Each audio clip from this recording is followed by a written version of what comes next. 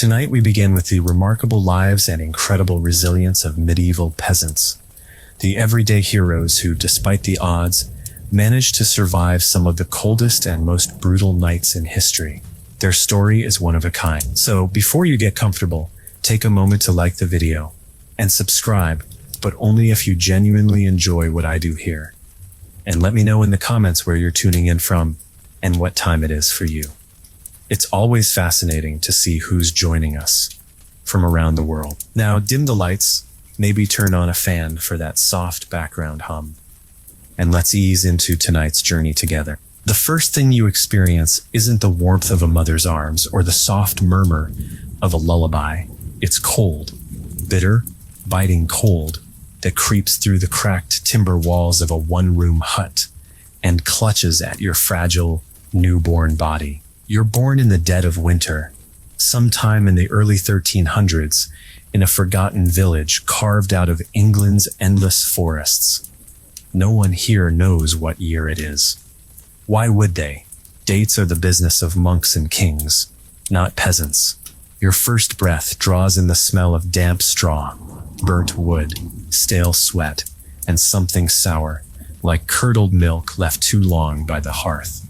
The midwife, an old woman with hands like tree bark and a spine bent from decades of back-breaking labor, grunts approvingly when you wail into the smoky air.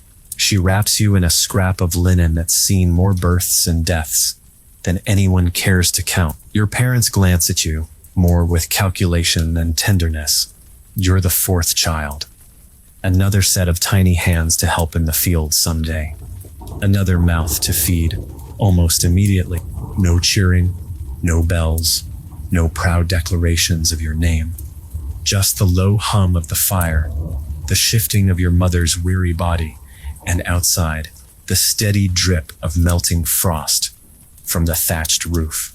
Life begins, not with a bang, but with a shiver and a cough. The hut you're born into is barely large enough for the 6 people already living there. The walls are wattle and daub, patched haphazardly with mud and dung. The roof leaks in the rain. Rats skitter in the corners at night. A single fire pit in the center provides smoke for cooking, warmth for survival, and soot for lungs already battered by damp winters. Privacy is a luxury reserved for dreams. Your parents sleep on a rough straw mattress, your older siblings huddled beside them like puppies for warmth. In a few years, you'll be there too, if you survive that long. If the coughing sickness or a bad winter doesn't take you first, your father is a villain, a serf bound to the land by obligation and debt, owning neither his fields nor his life. Your mother's hands are calloused from years of churning butter, mending clothes, and hauling buckets of water heavier than any small child. Neither of them can read. Neither will ever travel more than a few miles from this spot. They measure life in harvests, in feast days, in deaths. From the moment you're born, you inherit their station. No matter how clever you might become, how strong or cunning, you will always belong to someone else. Your lord owns your time, your labor, even your body, when it comes right down to it. Escape isn't a dream. It's not even a thought. It's like wondering if you can fly. You simply don't question the sky. Outside, the village is little more than a handful of huts, clustered around a worn dirt track. There's a crumbling church, its stones slick with moss and age, where the priest preaches in Latin. None of you understand. There's a communal oven for baking what little bread the village can spare. And there's the manor house, looming like a mountain over your world, its banners snapping in the cold wind. A place you might glimpse once or twice a year, when your family goes to pay their dues in wheat, chickens, or bloodied coins. Seasons dictate your life even before you can walk. Spring is muddy and full of back-breaking work. Summer brings a moment of frantic hope, praying the harvest will be good enough to last the year. Autumn is for gathering, sweating, and storing. Winter is for suffering and praying. you have enough to make it through.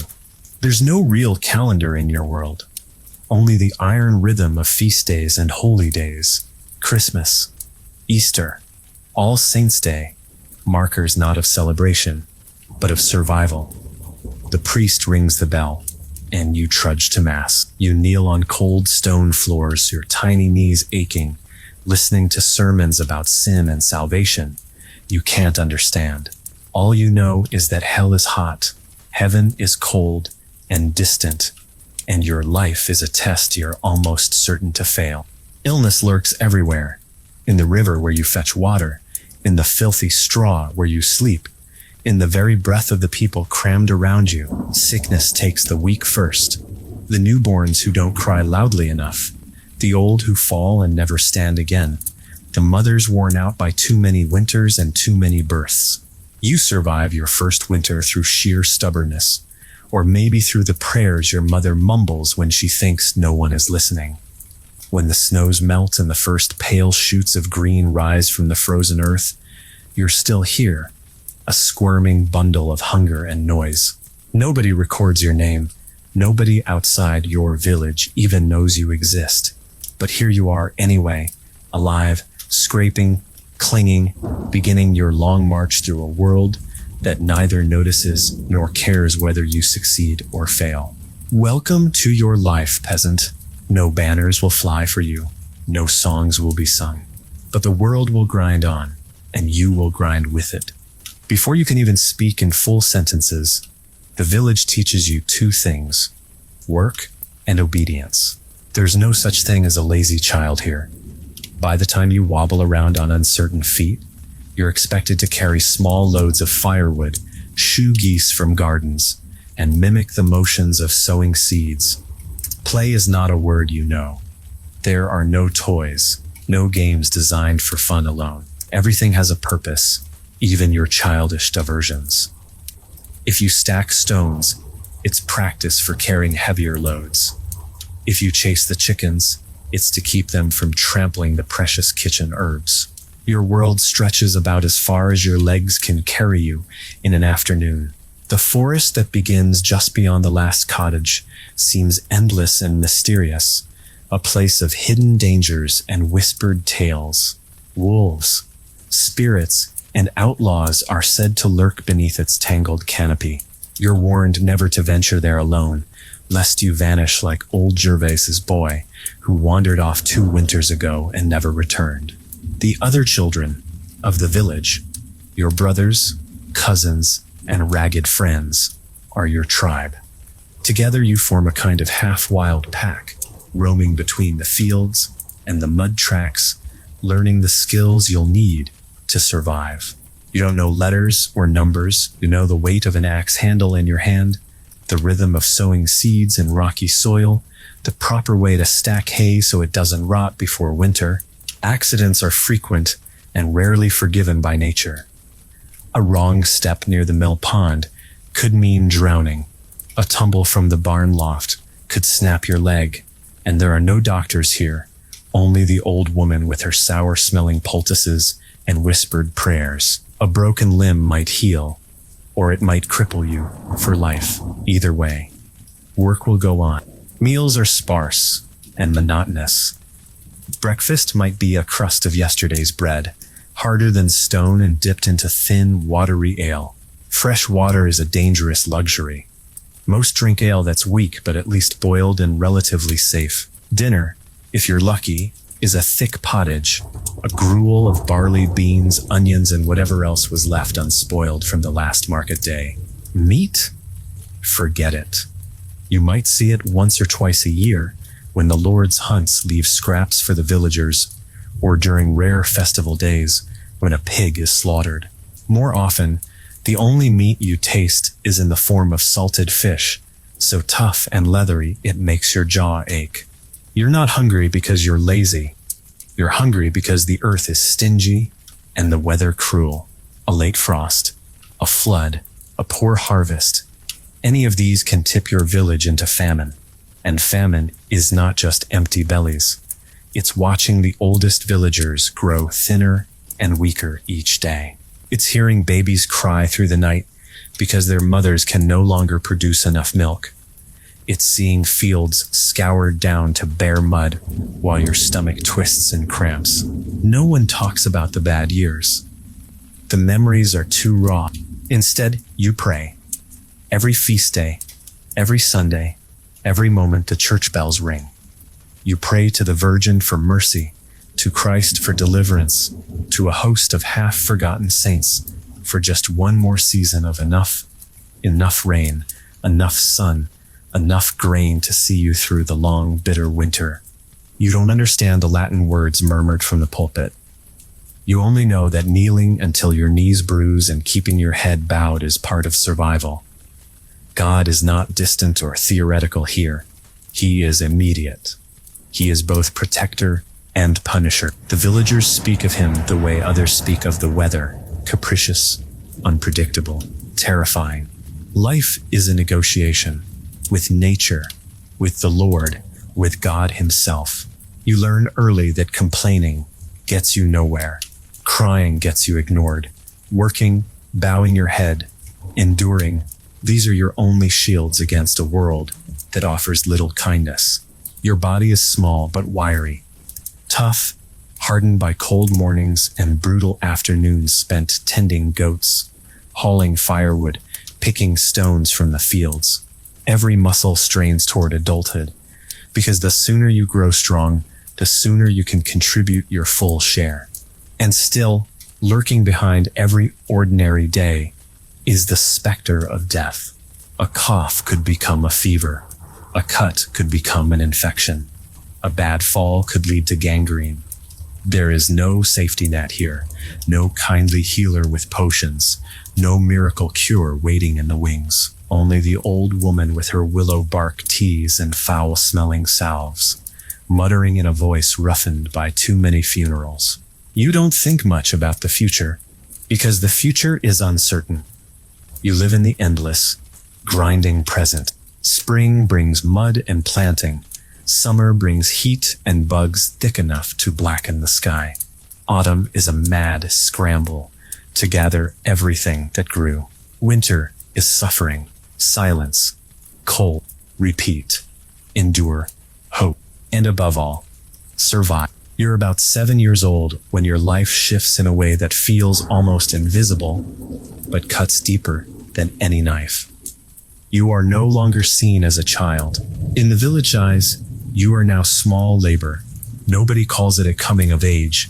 There's no ceremony, no special meal. One day you are chasing hens in the muddy lane, and the next you are handed a crude wooden rake and expected to stand in the fields from dawn until dusk. Your muscles ache, your fingers bleed, your skin burns and cracks under the sun. No one cares. Pain is not an excuse. Hunger is not an excuse. Childhood itself is not an excuse. The tasks seem endless and impossible. You drag heavy sacks of seed behind your father as he plods through freshly plowed furrows. You stoop low to rip weeds from between delicate young crops. You climb to precarious heights to thatch roofs, risking a fall that could kill you or leave you limping for life.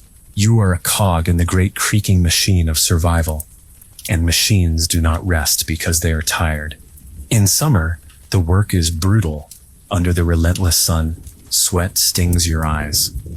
Blisters rise and pop, leaving raw skin that burns every time you touch the rough handles of your tools. You learn to work through it, because stopping means a cuff on the ear or worse, the silent, shaming scorn of your neighbors, who are all enduring the same pain. In winter, work changes, but never ends. You chop firewood until your fingers are so numb you can hardly hold the axe. You help dig ditches for drainage, often breaking through frozen earth with nothing but crude iron tools. The cold gnaws at your bones, leaving you shaking so hard you can barely keep upright. Still, you work. What else is there? Schooling is a fantasy. A handful of boys, sons of wealthier peasants or minor officials, might learn a few letters from the parish priest. You, like almost everyone you know, will live and die without ever reading a single word. The written world is for monks, scribes, and nobles. You are anchored to the earth, and the earth does not write. But you do learn. You learn the ancient, brutal wisdom of the fields. You learn that wheat planted too late will rot under the frost. You learn to watch the clouds and smell the rain before it comes. You learn the art of twisting rope from hemp, the best way to stack firewood so it dries faster, the quick flick of the wrist needed to snap a rabbit's neck cleanly if you ever catch one in a snare. You learn to endure, not to question. Around you, the rhythms of life thrum in their endless cycle. Marriages, birth, deaths, crops planted, harvested, milled, lords arriving to collect taxes, priests arriving to collect sins. You notice the toll that time takes on everyone. A boy who once raced you across the common green now limps permanently from a poorly mended injury. A girl you once splashed with mud now carries a baby at her hip, her face hollowed with hunger and exhaustion. The seasons carve their stories into your skin. Sunburns that peel away in sheets. Calluses so thick you can drive thorns into your hands without bleeding. Scars from careless slips of the scythe. And you grow tougher, if not taller. By the time you are 10, your days are no easier, but they are no longer new. Pain is ordinary. Fatigue is constant. Every morning is a test, and every night is a small, grim victory. You lived through another day. Festivals provide tiny islands of brightness in a gray sea. May Day brings a wild celebration with dancing and green garlands, though the feast is meager. Midsummer's Eve is a rare night of bonfires, music, and whispered promises made in the shadows. Harvest festivals are sacred, marking the brief period when the granaries are full and the danger of hunger retreats for a while. On those days, the village breathes easier. Illy flows, songs rise, and for a few precious hours, you almost forget the hard march of the seasons. Almost, because even in the middle of laughter, you can see the priest standing at the edge of the crowd, stern and watchful, reminding everyone that joy is fleeting and sin never sleeps. The church bells toll every Sunday without fail, summoning the village to confession, to penance, to prayer.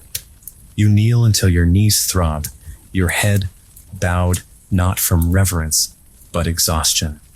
The priest speaks of heaven and hell, but to you, heaven seems distant and hell feels very close. Hunger, disease, loss. You've seen them all firsthand. You pray, because that's what you were taught to do. You pray for your father's aching joints, for your mother's hacking cough, for the wheat to grow and the rains to fall, and the wolves to stay away from the flock.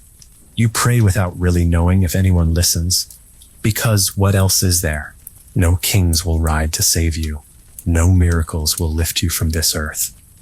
Your hope is in your own two hands, your family's endurance, and the faint, desperate wish that this year won't be as bad as the last. You don't dream of riches or castles. You dream of a harvest so good that your belly will feel full for more than a single day. You dream of a winter where no new graves are dug. You dream against all odds of simply surviving. As you grow into your teenage years, you realize something else that weighs even heavier than the endless work. You are not free. You probably never thought much about it before. Freedom is an idea so far removed from your daily life that it might as well be another world entirely, like the heaven the priest speaks of. But as you gain strength, as your arms thicken from swinging sickles and your back knots from hauling bundles, you start noticing the invisible chains that bind you. You belong to the land, not in some poetic, spiritual sense. Literally, you are a villain, a serf, tied to your lord's manor, just as surely as the oxen are tied to their plow. If you try to leave, if you abandon your village in search of better fields or kinder masters, you are a criminal, a fugitive. You can be tracked, caught, beaten, and dragged back to toil under the same sun, on the same soil, under the same indifferent lord. Your life is not your own, and it never was. The fields you break your back for are not yours. They are the Lord's. Half of what you grow is taken as rent. Half of the livestock you raise, the eggs your chickens lay, the apples you pluck from the few battered trees, all of it can be claimed by your lord at his whim. The best parts are sent to the manor. The scraps are left for you and your neighbors to squabble over. There's also the corvée, mandatory labor days, where you and the other peasants are summoned to build roads, repair bridges, or work the lord's private lands. No pay, no choice, just more hours spent sweating and blistering under the sun, while your own patch of crops withers for lack of tending. The taxes are endless. Grain tax, hearth tax, marriage tax if you ever hope to wed. Even death doesn't free you. Your family must pay a death duty when you're gone, handing over your best ox or cow or whatever pitiful possession you owned. The injustice burns in your chest, but you swallow it down. Anger is a dangerous indulgence for people like you. A careless word spoken in the wrong ear could see you flogged in the village square, or worse, clapped in the stocks, where you'd sit baking in the sun while children throw mud and rocks at your face. And still, amid the hardship, there is pride. You take pride in your calloused hands, in the straight furrows you plow, in the chickens fattened under your care, in the sacks of barley that somehow, despite the endless obstacles, you manage to bring to market. You take pride in the thatched roof you helped patch before the first winter snow. You take pride in the rough-spun tunic your mother sewed by hand, patching holes again and again until the cloth is more mended than original. These things may be small to a lord riding past in a velvet cloak, but they are mountains to you. This is your life, and you will not let it break you. Not yet. Marriage looms on the horizon now. If you're a boy, your father and the village reeve are already eyeing possible matches for you. They aren't choosing based on love or even friendship. Marriage is an economic decision, combining a couple of small plots into a slightly bigger one, forging alliances between families so that labor can be shared more efficiently. If you're a girl, your life is already being negotiated like a piece of livestock. Your worth is calculated in dowry, chickens, a goat. If you're lucky, maybe a patch of barley. Your age doesn't matter so much as your fertility. The village midwife has already sized you up with a knowing eye, checking hips and teeth the way she would a broodmare. There are no proposals on bended knee, no lovesick poetry whispered in candlelit rooms. Marriage contracts are struck with handshakes, with blessings muttered over mugs of ale, with cows traded and debts settled. You accept this because you must. To stay single too long is suspicious. It hints at stubbornness, or worse, at deviance. A man unmarried by 20, a woman unmarried by 16. People talk, the priest frowns. Neighbors whisper, better to bind your life to someone else's and hope they can carry the burden of survival beside you. Weddings are simple affairs. A mass in the cold stone church, a few coins slipped into the priest's palm for the blessing. A shared meal afterward if the harvest has been kind. Bread, ale, maybe a meat pie if someone was lucky in trapping rabbits. Afterward, life continues exactly as before, only harder. Now there are 2 of you to feed, to clothe, to shelter. Soon there will be 3 and 4 and children come fast and often because many do not survive. You watch as your wife or your own body, if you're a woman, endures birth after agonizing birth, often without a trained midwife, often without clean cloth or steady hands. Each child is a blessing and a gamble, another potential worker or another tiny grave in the frozen churchyard. You love them fiercely, but you learn not to expect too much. Attachment is a dangerous luxury in a world where death hovers like smoke on the wind. And still, you rise each morning before the sun, bending your body to the fields, to the endless cycle of hope and disappointment That is the life of a medieval peasant. You do not dream of riches anymore. You dream of enough. Enough food to fill your children's bellies.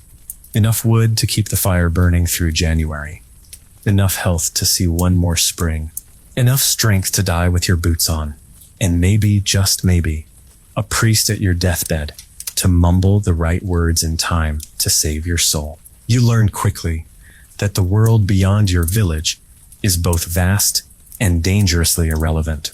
Travel is rare for peasants. You live and die within sight of the same crooked trees, the same weary fields, the same narrow river that cuts its lazy way through the marshes. The road that winds past your village leads to other towns, other manors, but it might as well lead to another planet. Why would you leave? You are tied to the land, both legally and practically. You owe labor and rent to your lord. If you vanish, the bailiff will hunt you down like a lost sheep. Worse, traveling is expensive and perilous. Bandits haunt the forest tracks, and wolves prowl the edges of lonely fields at night. Every crossroads could hide a thief. Every innkeeper could be a cheat. Besides, you have no coin to spare. The little money you scrape together, selling surplus eggs or bundles of firewood, vanishes quickly. Rents, tithes, ale, a bit of wool in the winter to patch holes in your only tunic. On rare occasions, a traveling merchant sets up a rough stall near the village green. His wares seem like miracles. Brightly dyed ribbons, tin spoons, small polished mirrors. You stare at them with wide eyes, knowing they are forever out of reach. You barter when you can. A few eggs for a length of rough cloth, a handful of carrots for a small iron nail, a rare and precious thing. Coins themselves feel almost mythological. More often, barter is your only currency. The rare glimpse of nobility leaves a deep mark on you. Maybe once a year, the lord's hunting party rides through the village. Their arrival is heralded by the barking of hounds, the clatter of hooves, and the gleam of steel and silk. Men armored in shining mail, with plumes bobbing from their helms. Thunder past while you and your fellow villagers scatter like frightened birds. You're expected to bow low as they pass, not meeting their eyes, head bent so they can ride by without seeing the dirt and hunger etched into your faces. Sometimes you wonder what it would feel like to sit atop such a horse, wrapped in furs, a sword at your hip, the world bowing before you. But the thought is dangerous. It brings only dissatisfaction. And in your world, dissatisfaction can be fatal.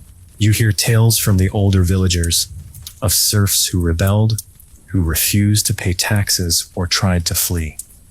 Stories of men dragged back in chains lashed to within an inch of their lives, made examples for all to see. You learn that patience and obedience are survival tactics, not virtues. Even speaking ill of your lord over mugs of weak ale in the darkness of your hut requires glances over your shoulder. The lord's reeve, his steward, and even his bailiffs pass through the village regularly, gathering dues, enforcing laws, listening for whispers of dissent. You live under invisible watchmen, and if you ever forget it, there are always the stocks in the village square, empty but waiting. Religion offers you both hope and terror. The church is the one stone building in your world, looming gray and cold over the mud huts like a fortress. Its bell tolls not just for mass, but to mark the rhythms of your day. The Angelus at sunrise, the call to prayers at noon, the solemn tolling at sunset. Inside, it's no warmer than outside. The stone walls weep moisture. The wooden pews are hard and unforgiving. Candles sputter weakly against the gloom. The priest speaks in Latin, a language as mysterious to you as the stars. His sermons are long, winding lectures about sin and salvation, about hellfire and damnation. You don't understand every word, but the tone is clear enough. You are a sinner. You were born a sinner. You will likely die a sinner. Your only hope lies in confession, penance, obedience, and the intercession of the saints, whose wooden statues stand along the walls, staring down at you with blank, pitiless eyes. The Virgin Mary is your favorite. She seems softer, kinder, less terrifying than the bloodied Christ hanging above the altar. You mumble prayers to her at night, especially when your mother coughs in her sleep, or when the wind howls so hard it feels like the very sky might rip apart. Saints are local celebrities. Each village tends to have its favorites. Saint Cuthbert for healing, Saint George for courage, Saint Sebastian for protection from plagues. Small offerings, wildflowers, candles, crude carvings pile up at their shrines. Your life is a tightrope, strung between desperation and devotion. You cannot read the Bible. You cannot interpret doctrine. You rely entirely on the priest to tell you what God wants. And because the priest speaks for God, his word is law, second only to the Lord's. Confession is mandatory. You kneel on splintered wood, heart pounding, whispering your sins, stealing an extra crust of bread, skipping a prayer, harboring anger toward the reeve. Penance follows. 3 days fasting, a dozen prayers, a pilgrimage. If your sin is grave enough, you perform these tasks not out of love, but out of fear. Hell is not an abstract idea. It is a daily terror, fiery, eternal, waiting just one misstep away. And in a world where your body already suffers so much, the idea of unending torment after death is more horrifying than you can bear to imagine. So, you obey, you bow, you confess, you scrape by, hoping that maybe your soul will find a place of rest when your bones are dust. As the seasons grind on, so too does your body. By your early 20s, your hands are a roadmap of scars. Your back aches in the mornings, and your knees creak when you bend to tie your shoes, or what's left of them. Most peasants go barefoot much of the year, even into the early chills of autumn, because leather is precious and must be saved for the winter months. Despite your youth by modern standards, you are already what today would be considered middle-aged. Marriage solidifies your existence into a new rhythm. If you're a man, you work the same strips of land your father did, paying rent in wheat and barley, in labor and loyalty.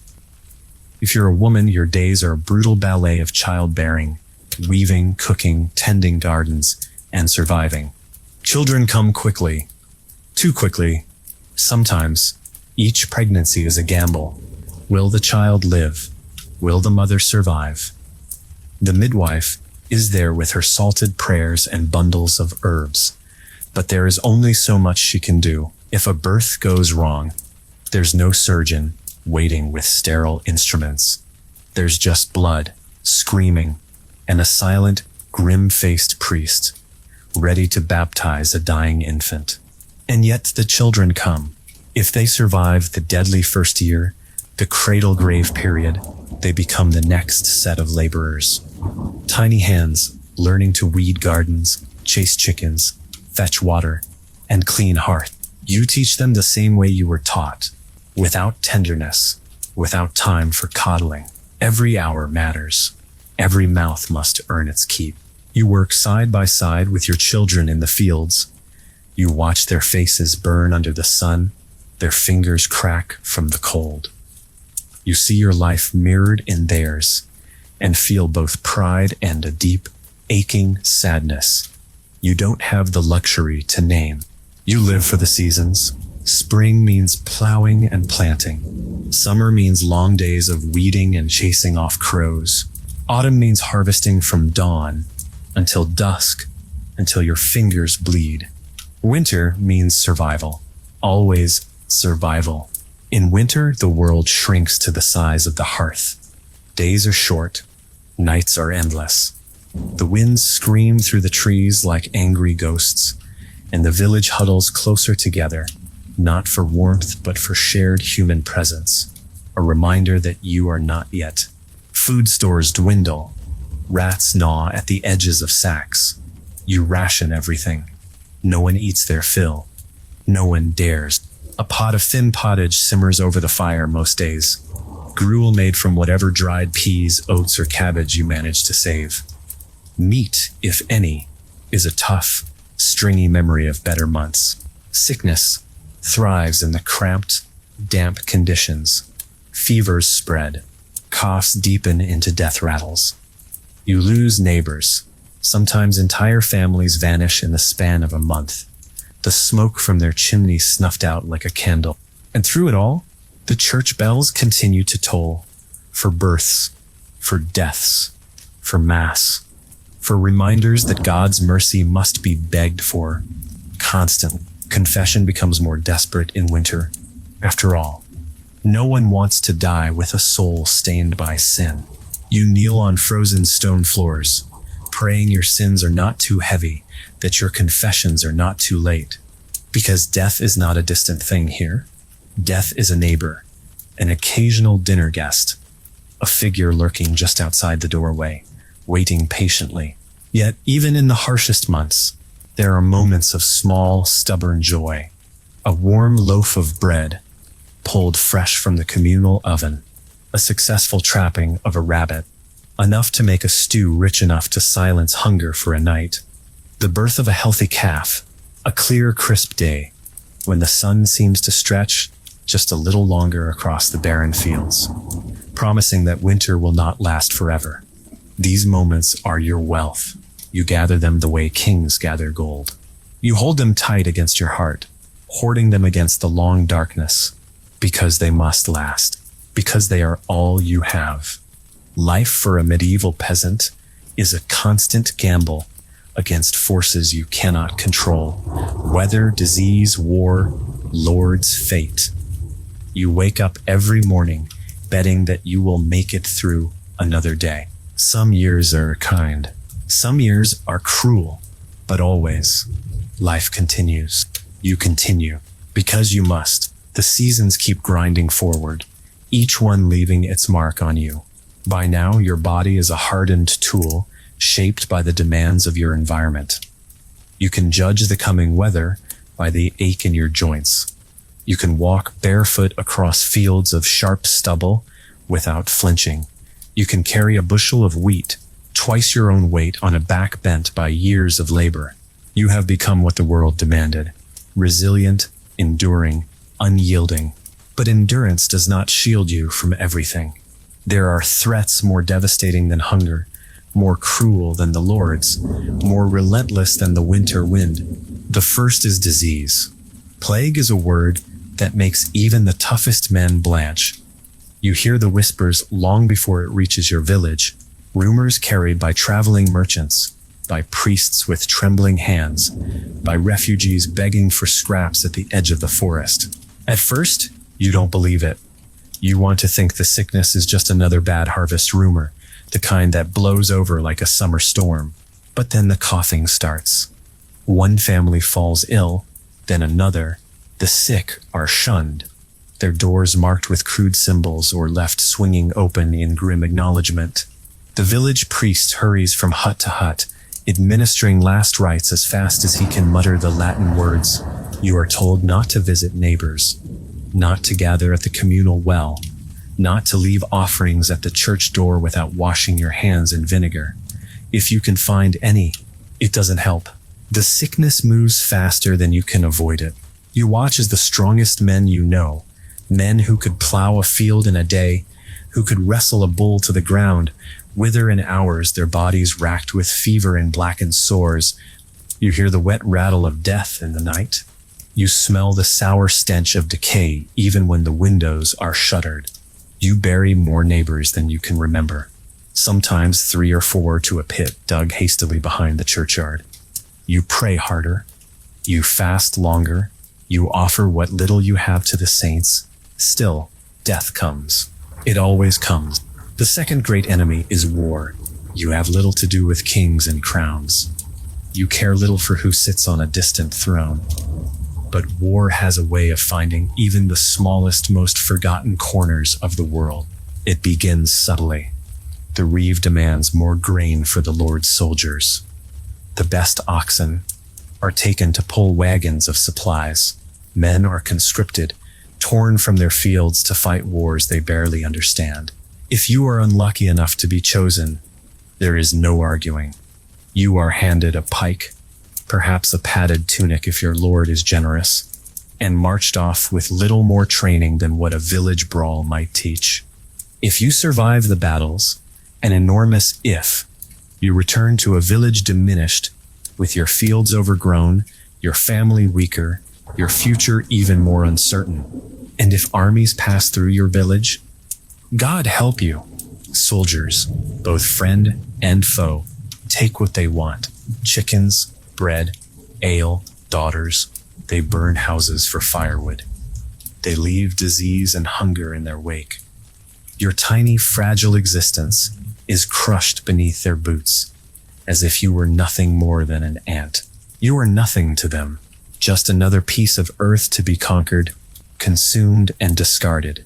And yet, amid all this horror, life continues. Babies are born, fields are planted, songs are sung. You learn that even in the face of unspeakable tragedy, people cling to whatever scraps of normalcy they can find. The women of the village still gather to spin wool and gossip. The men still sharpen plows and patch fences. The children still chase each other across the fields, laughing without understanding the weight that presses on their parents' shoulders. It's a kind of stubbornness, a refusal to let the world grind you down completely. You hold on to the rituals, to the bread, blessed at harvest, to the small wooden cross hanging over your hearth, to the stories whispered by firelight about saints, heroes, and miracles. Maybe you don't really believe all of it. Maybe you do. It hardly matters. Belief, like work, is part of survival. You learn something else too, something no priest will ever say outright. In a world this cruel, small joys matter more than anything.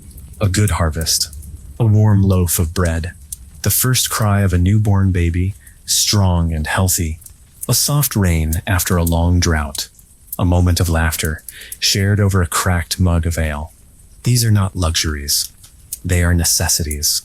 They are what keep you from collapsing entirely. Because in the end, the real victory isn't escaping death. It's living fully in the moments before it comes. You notice the changes first in the subtle shifts of the village. A few more empty cottages, a few more fields left to grow wild with weeds. The bell at the church tolls more often, low and mournful. Yet somehow, life doesn't stop. It just reshapes itself, like water finding a new course after a flood. In a strange way, survival becomes easier after the worst years. With fewer mouths to feed, those who remain can claim more land. Fewer hands to tax means a lighter burden on each villager. Grain stores, once stretched thin to cover the teeming families of the village, suddenly seem more plentiful. You find yourself with a little more bread, a little more wool, a little more meat. For a moment, it almost feels like hope, but hope is a dangerous thing for a peasant. It's during these strange, uncertain times that you notice something else, a growing sense of your own worth. Not as an individual necessarily. The idea of individual rights would have sounded laughable to your ears.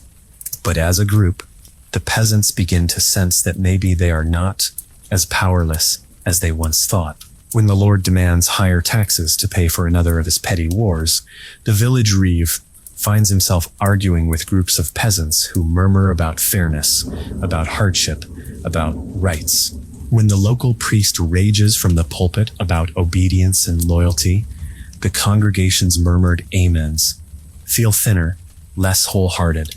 It is the slowest of awakenings. No one stands on a hay bale shouting for revolution. No one dares defy the Lord outright, but the seed is planted. The idea that maybe, just maybe, the peasants deserve more than endless suffering. You are not alone in these thoughts.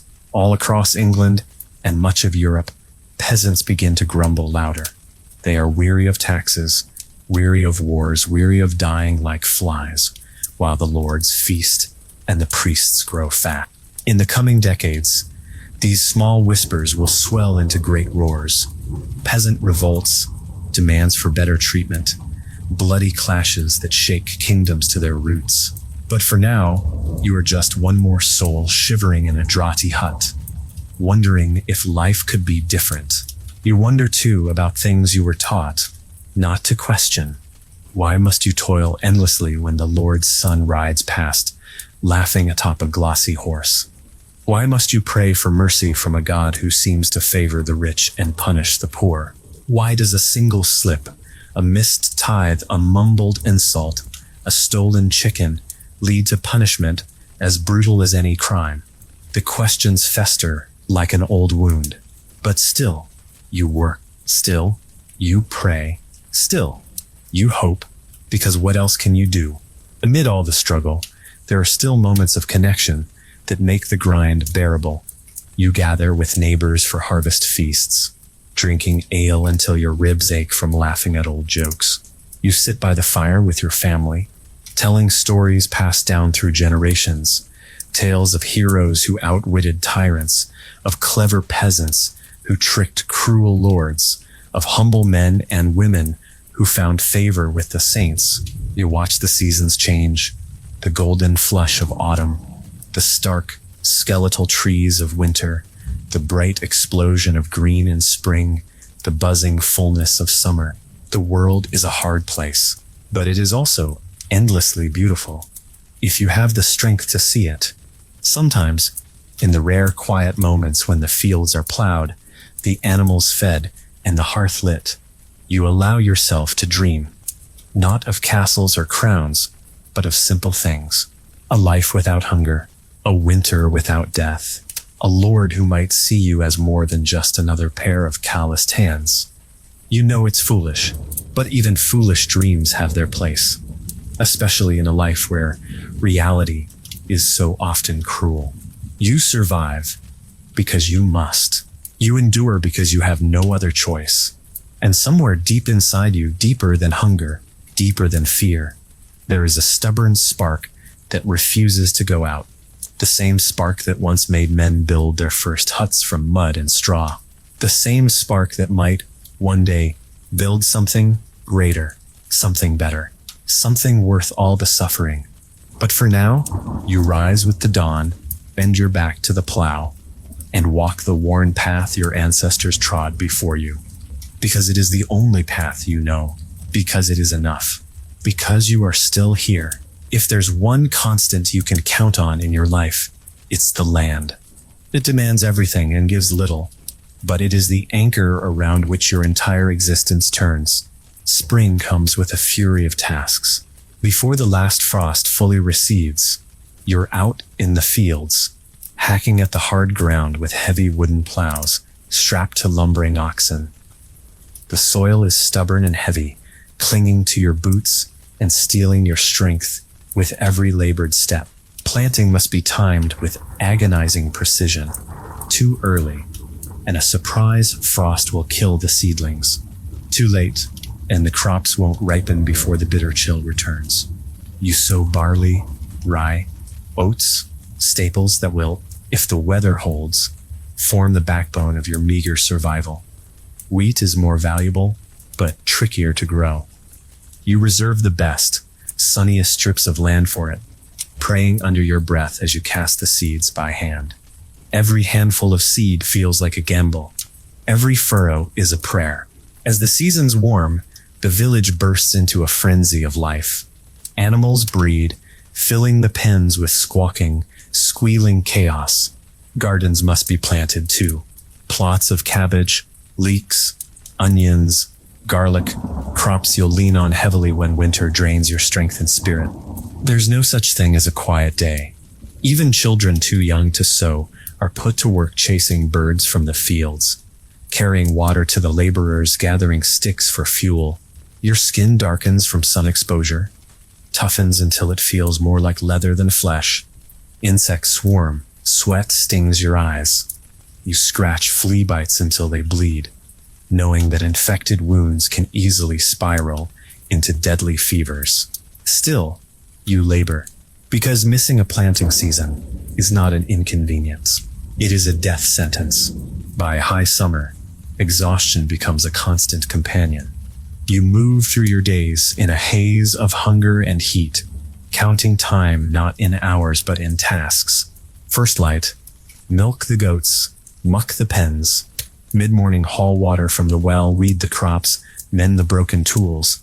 Midday, stagger through the heat, repairing the stone walls that keep animals out of the fields. Evening, gather wild berries if there's time, tend the hearth, collapse into sleep the moment your body stops moving. Leisure exists only as stolen moments. A gulp of cold water under a shady tree. A hurried conversation with a neighbor about the coming harvest. A rare smile traded with your wife over a half-shared memory of a younger, lighter day. Then comes the harvest. Harvest season is a hurricane that engulfs the village for weeks. You rise before the sun and don't lay down until the stars scatter across the black sky. Every able-bodied soul, from stooping grandmothers to children barely tall enough to carry sheaves, is pressed into service. Sickles flash like fish scales in the sunlight. Grain falls in waves, piled into great mounds that must be bundled, carted, threshed, and stored before the autumn rains ruin everything. The Lord's share comes first. You load the fattest sheaves onto the manor carts, handing over your best oats, your finest wheat, under the baleful eyes of the steward. Your family's survival comes second, if there's enough left. You work yourself to the edge of collapse because you know that what you harvest now must sustain you through a winter that offers no second chances. There are no grocery stores, no emergency reserves, only the thin layer of grain and salted meat and dried beans that stands between you and starvation. Yet harvest season is also a time of brief, wild celebration. Once the grain is in, the village erupts into a rough, joyous festival. There is music, pipes and drums beaten on worn skins. There is dancing wild and clumsy and exhilarating. There is food, fresh bread, pies stuffed with whatever meat or berries could be spared, even precious hoarded ale spilled in laughter and generosity. For a few precious hours, the weight lifts from your shoulders. You are not just a laborer, a tax burden, a speck of dirt in the Lord's ledger. You are part of something bigger, a community, a tradition, a people who endure. You sing songs you don't fully understand, songs older than your grandfather's grandfather. You hold your wife's roughened hand in yours and spin her around the village green until both of you are laughing too hard to stand. You watch the children run shrieking between the bonfires, and for a brief moment, dare to hope that maybe, just maybe, they will have an easier life. Of course, the dawn after the festival is brutal. You wake with a pounding head, a mouth dry as dust, and blisters raised from dancing barefoot on the hard-packed earth. But you also wake with a small, stubborn sense of defiance burning in your chest. You have celebrated. You have harvested. You have endured another year. No tax, no famine, no lord or priest can take that away from you. You tie your boots, pick up your worn sickle, and walk back into the fields. Because the land still needs you. Because winter is coming. Because life grim, glorious, grinding life marches on. And you, peasant, will march with it. The year slips away from you like water through your fingers. You feel it in your bones, in the weight of your tired body, in the grinding of your teeth as you sleep. Time is no longer marked by the months, but by the tasks that must be done and the inevitable passing of the seasons. Autumn arrives with its deep golden light, a brief reprieve before the long, cruel winter. You spend the harvest days working hard to store the last of your crops and preserve what little meat you have left. Canning, salting, smoking, any method to keep what you can from the harsh, hungry months ahead. The village grinds along, the same steady rhythm of labor, just a little quieter now, as the days shorten and the fields fall silent. You know this is the time to prepare. For winter is a hard beast, and it will come fast. The cold creeps in slowly at first, a chill at the edges of your bones, as the leaves wither on the trees, but it soon becomes biting. The days turn gray, the skies heavy with the threat of snow. Your hut grows colder and colder, and you keep the fire stoked with what little wood you have left, burning through it like a desperate soul, hoarding the last of its resources. Winter in the village is an entirely different world. Everything's slow. The fields lie dormant, covered in frost, awaiting the rebirth of spring. The river freezes over, leaving the land blanketed in the quiet sound of ice cracking in the night. People huddle inside their homes, gathering around the hearths and stoves. There is little to do outside except prepare for the next day's work, and if you're lucky, catch enough rest to start the cycle over again. The lack of sunlight gnaws at your soul. You become familiar with the feel of your hands as they crack, split, and ache from too many hours spent in the cold. You know that keeping the fire fed is critical, as a cold hearth means a cold home, and the cold can kill you faster than a bad harvest ever could. The village itself seems smaller during winter. The buildings, dark and quiet, are more like prisons than homes, and the land feels like an empty, lifeless husk beneath the ever-present gray clouds. But then comes the blessing of snow. The snow transforms everything. It softens the hard edges of the world and blankets the streets with a quiet stillness. For a brief moment, the noise of the world outside fades. The villagers huddle together even more tightly, and the children, those lucky enough to still have energy, race through the fresh powder, their small faces red and frozen from laughter. There's something almost magical in the way snow makes everything feel distant, like the world is holding its breath. But snow also hides dangers. Food runs out faster than it should, and the roads become impassable. You hear whispers about the poor who live beyond the village's edge, people who don't have the means to stockpile enough food or find shelter. They're always the first to suffer. By January, the village's own stores are low. You have enough to keep your family alive for a time, but there are no guarantees. And you hear stories. You hear rumor. Hunger is a common enemy in winter. Hunger. There is no escaping it, even in the best of years. It hangs over you like a storm cloud. The first pangs of hunger are easy enough to ignore, but as the winter months drag on, it becomes harder and harder to push away the gnawing ache in your stomach. You try to stretch what little you have. You scrape the last bits of grain from the bottom of the sack, grind what's left into rough flour, and make thin loaves of bread that you hope will fill you. You eat less. You give the children what scraps remain, hoping their bodies can fight off the cold and stave off the hunger longer than your own. The village is no different. The whispers about missing livestock, about hunters whose traps aren't returning with any meat, grow louder. Sometimes you see the hollowed faces of your neighbors, hollow not from age, but from the quiet, creeping terror that comes with hunger. If you can survive through the worst of it, if the snow thaws and the spring comes, then you will live another year. If not, your name will fade like so many others who have gone before you. People might mention you in passing, the way they speak of lost relatives or neighbors who've disappeared from sight. They might whisper your name as if it's just another forgotten echo in the world. Survival is never a certainty in your world. But there are moments when you catch yourself thinking of something more, something beyond the shackles of your work, beyond the plows and the fields.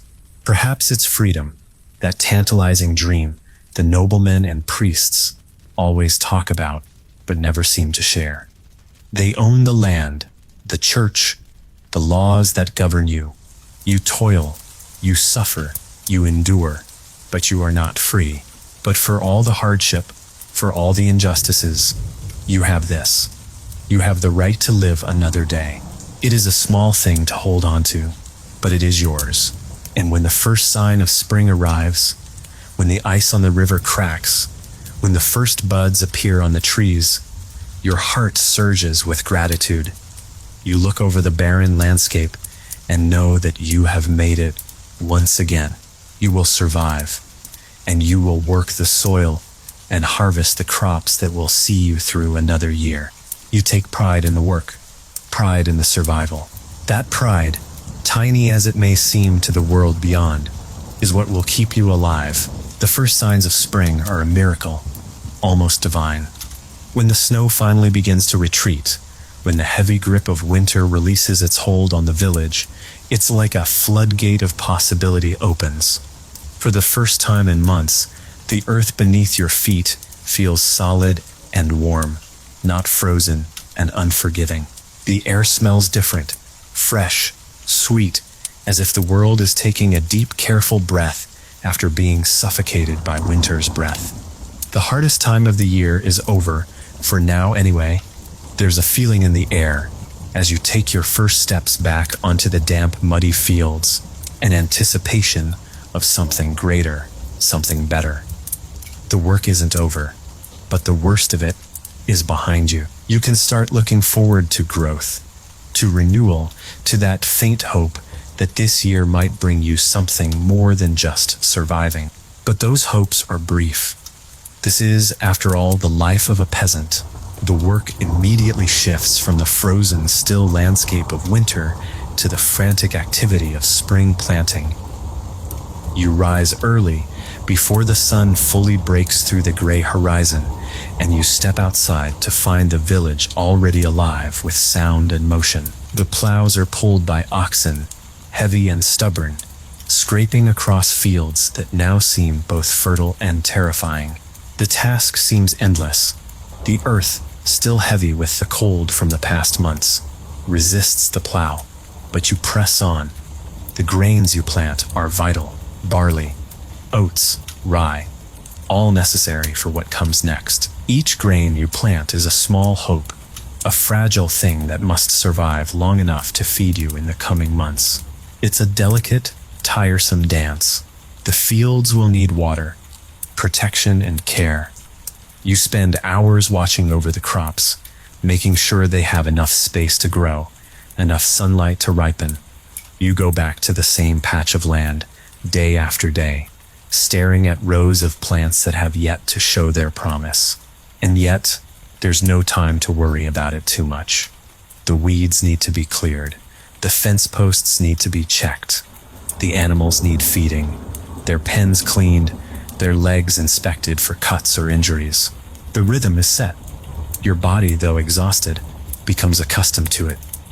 You can feel the muscles in your back, arms and legs tighten and stretch in response to the unending work. But you push through because there is no choice. There is never a choice. Summer arrives quickly and brings with it the most brutal heat. It's relentless.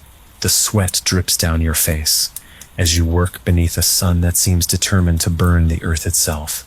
You rarely get any relief. Even the evenings, when the sun finally dips below the horizon, still feel like a furnace. There are fewer moments to rest now. The crops must be watched carefully as they grow, and the animals must be tended to with constant attention. You spend your days moving from one task to another, from watering crops to feeding livestock, to repairing the roof of your hut before the rains come again. There are moments, fleeting though they are, when you stop and look around, catching your breath for just a second. When you watch your children, your own flesh and blood, running wild through the fields, laughing as they play a game only they understand. You can't remember the last time you laughed like that. You can't remember the last time you had the luxury of enjoying something without thinking about work. But you make the best of it. You smile, even though you're bone tired. You encourage them to run, to play. You tell yourself that this is the best you can offer them. A few moments of childhood before they must, too, learn the weight of the earth beneath their feet. As the season rolls on, the harvest looms, the work intensifies. The fields must be cut down before the storms ruin everything. You and your family, sometimes with the help of neighbors, work from dawn until dusk.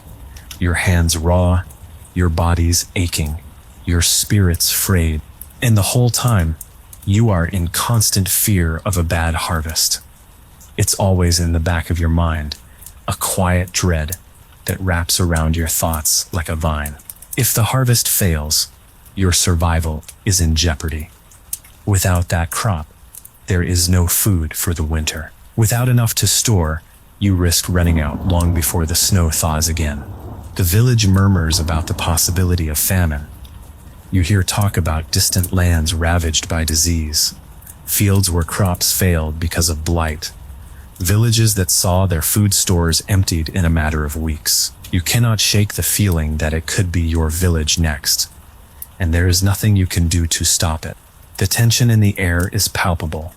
No matter how much you work, no matter how much you sacrifice, the end result is still up to the whims of the gods. The seasons, the unpredictable forces of nature that care nothing for your sweat and toil. And yet, you keep pushing. You keep planting, harvesting, sowing, praying. You keep working, even when you feel like there's nothing left to give. Because this is your life. It's the life of every peasant. But then, just when it seems like the world may crush you underfoot, you reach the harvest. The fields, after months of backbreaking labor, are finally ready. You've gathered what you can, and though the piles of grain might not be as large as you had hoped, there's enough. There's enough to keep your family fed, enough to trade at the market, enough to store away for the winter. Your body aches, but the satisfaction of a successful harvest floods you with a sense of accomplishment. Your hard work paid off, despite everything. You look over the rows of gathered grain and know that, for one more season, you have survived. You've done it. You've lived. The harvest is over, but the struggle is far from finished.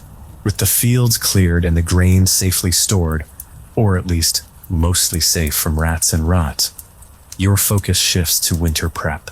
This is a time of critical importance, because in truth, you will not make it through the cold months without preparation. One misstep now, one failed storehouse or poorly repaired roof, and your family could be left exposed to the elements with nothing but the desperate remnants of a harvest already gone by. First, the firewood.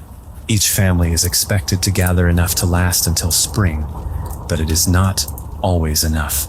The trees in the village woods have already been thinned out over the years, and the deeper forest is restricted by the Lord's hunting rights. You and your neighbors often spend long, cold afternoons foraging for dead branches, cutting down what few trees remain in the surrounding area, or begging the Lord's forester for permission to take wood from a nearby grove. The wood must be chopped, stacked, and covered. It must dry before it can be burned. The longer you delay, the less fuel you'll have when the biting cold winds howl down from the north. Then there's the clothing. What little you have must be patched and mended. You check the wool blankets, the fur-lined cloaks, and the rough-hewn tunics. You are lucky if you've managed to keep some of the more resilient garments intact, but this is a time of wear and tear. Clothes are patched until the fabric can no longer hold, and some of the heavier garments simply don't survive another winter. For the first time in months, your mind turns to the children, and you realize just how quickly they've outgrown everything. The shoes are too small, the tunics are too tight, and the little ones shiver even under the warmth of the hearth. You trade what you have at the market, grain, eggs, perhaps a fattened chicken, to get what you can. A second-hand cloth, a worn but usable coat, maybe even a few extra scraps of wool. It's never enough. And then there's the meat. With winter fast approaching, the hunt becomes essential. Game is hunted and salted to preserve it for the long months ahead. Rabbits, deer, and wild boar are prized, but you're lucky to catch even a few rabbits. You and your neighbors learn to make do with what you have.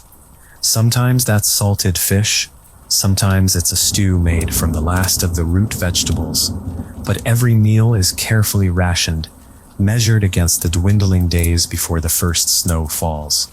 As the days shorten and the sun sinks lower in the sky, you can't escape the creeping realization: the cold is coming, and it's coming with a vengeance. Your children notice it too. Their skin is paler now, their cheeks tinged with the unmistakable flush of chill that never quite leaves.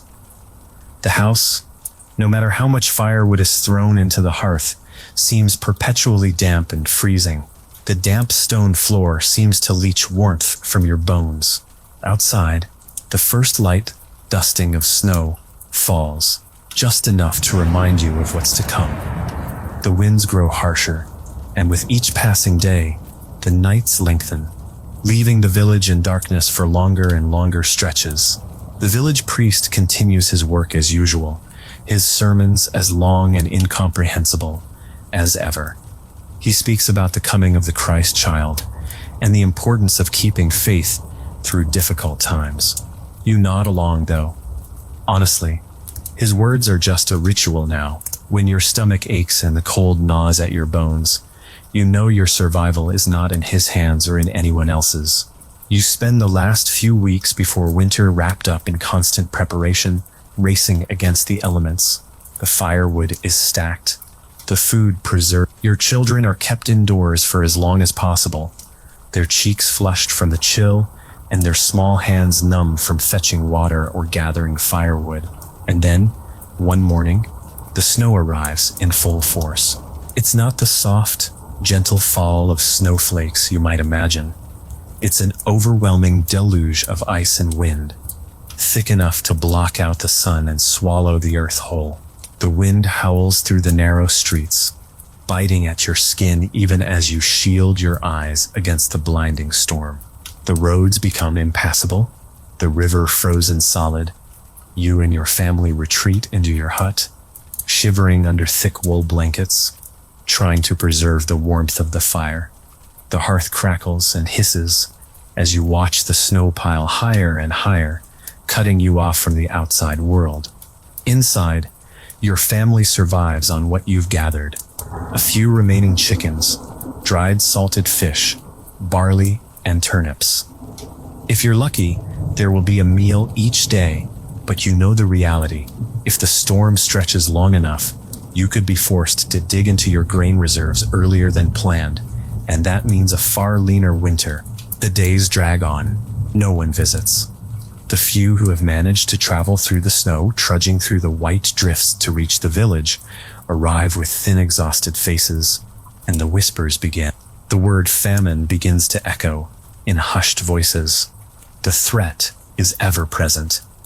It's not just the weather that will decide whether you live or die.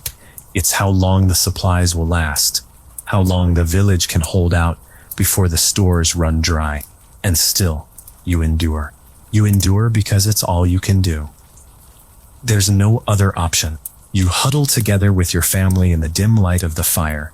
The children, still young enough to dream, play games of make-believe, using bits of straw and sticks to form simple toys. You smile at their innocence, their joy, but you know deep down that in this world, no one is spared for long, no one lives forever, and survival is the only thing that matters in the end. You live through it all, through the heat, through the bitter cold, through the hunger, through the pain, and when the first signs of spring arrive once again, you will begin again. For now, you hold tight to those fleeting moments of joy, when the fire crackles, when the children laugh, when the world outside seems far away. Winter, with its long, harsh grip, feels never-ending. The snow piles higher, blanketing everything, leaving the world eerily silent. Even the animals retreat into their dens, hiding from the brutal cold. You can't remember the last time the sun shone for more than a few moments. The days stretch on like dark, suffocating tunnels, and you feel yourself slipping into a kind of dull, hazy existence. The work has stopped for the most part. There's no plowing, no planting, no tending to the crops. But the work isn't really over. Winter might have frozen the earth, but it has not frozen the hunger. You become intimately familiar with the deep ache in your stomach, the gnawing, endless hunger that only grows worse as the months drag on. There's not enough food. There's never enough food. The chickens, the last of your livestock, have been eaten, their meat salted and stored, then rationed until only scraps remain. What you thought would be enough to last the winter was never enough.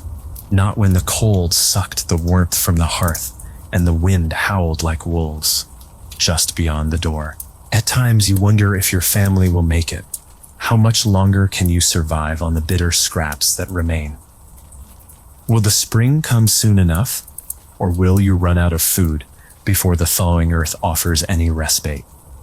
The thought haunts you, chipping away at your will to keep going. Your children grow quieter. They do not ask for food, knowing there is little to offer. Instead, they huddle together for warmth, their eyes dimmer than before, their bodies growing thinner, their cheeks a little more sunken each week. You try to keep their spirits up with stories, tales of the saints and their miraculous feats, of heroes from the old days who triumphed against impossible odds.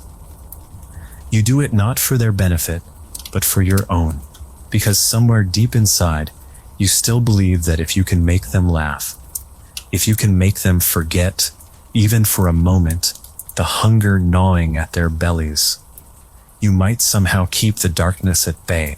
But even you can feel the weight of it, the weight of the cold, the weight of the hunger, the weight of everything. The winter solstice comes, marking the longest night of the year. For peasants like you, this night is a cruel reminder of how far from the warmth and comfort of the nobility you are. For them, this is a time for feasts, lavish banquets, and the warmth of firelight dancing off golden goblets. For you, the solstice is just another long, freezing night, spent hunched around a flickering fire, wrapped in threadbare blankets, desperately hoping for dawn. You can hear the howling wind outside, rattling the door, creaking at the windows. The hearth is still stoked with what little wood you have left, but it burns too quickly, leaving nothing but embers before long. The house grows colder with each passing hour. The night is silent, save for the crackling of the fire and the muffled sounds of your own breathing.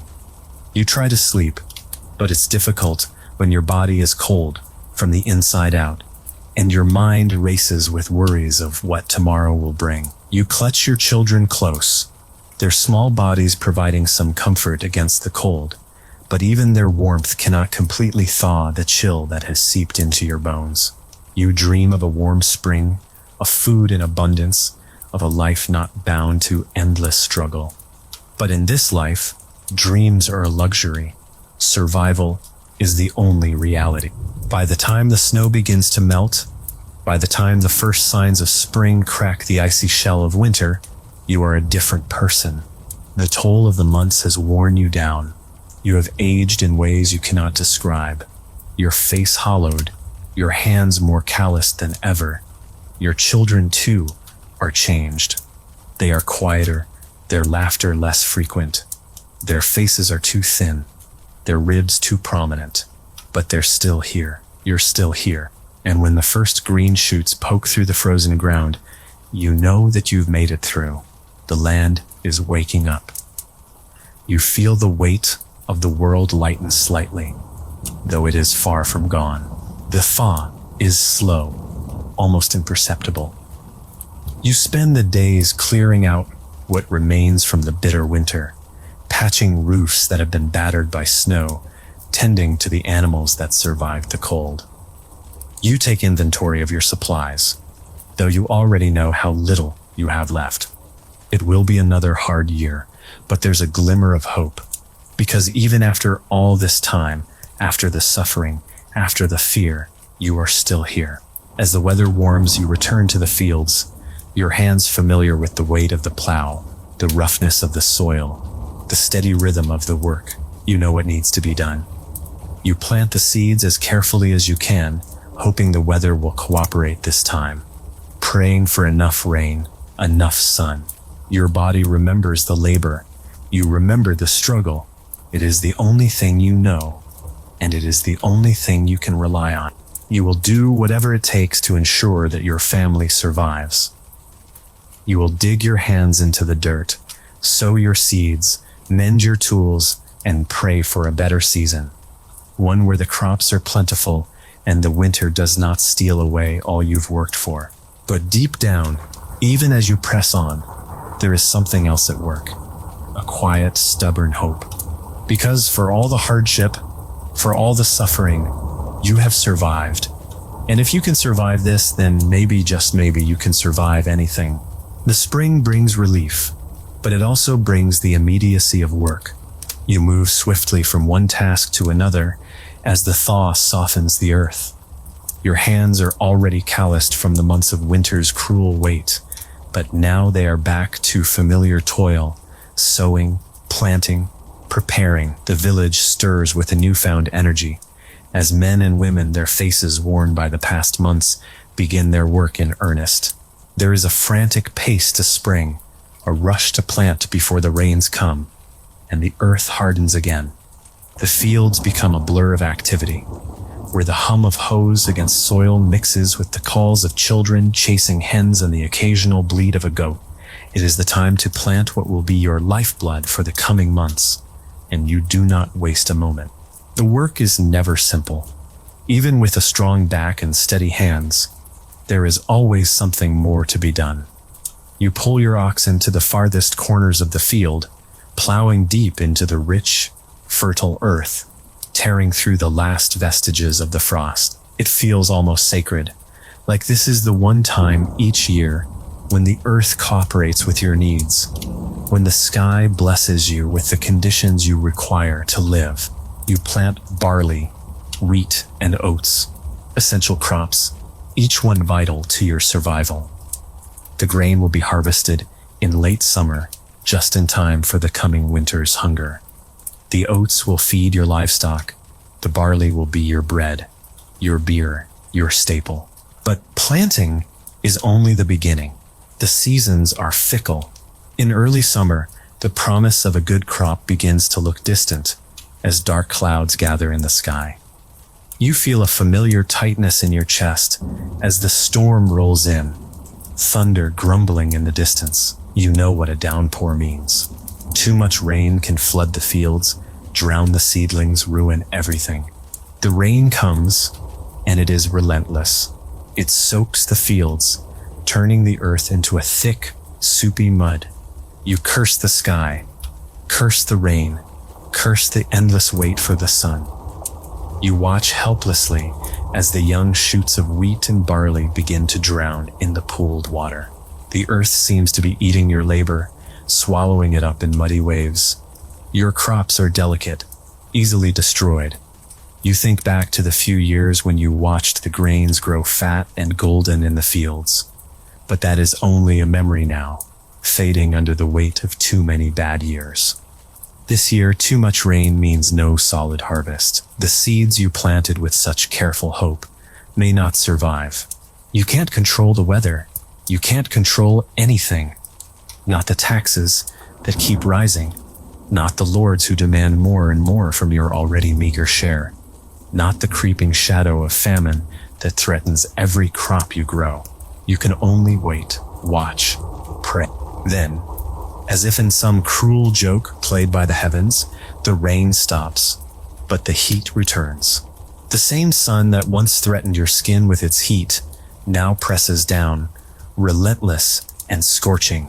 The land begins to dry out too quickly, the soil cracking in places where the ground has been left barren. The plants struggle for nutrients, their leaves curling in on themselves as the roots search desperately for the water that is no longer there.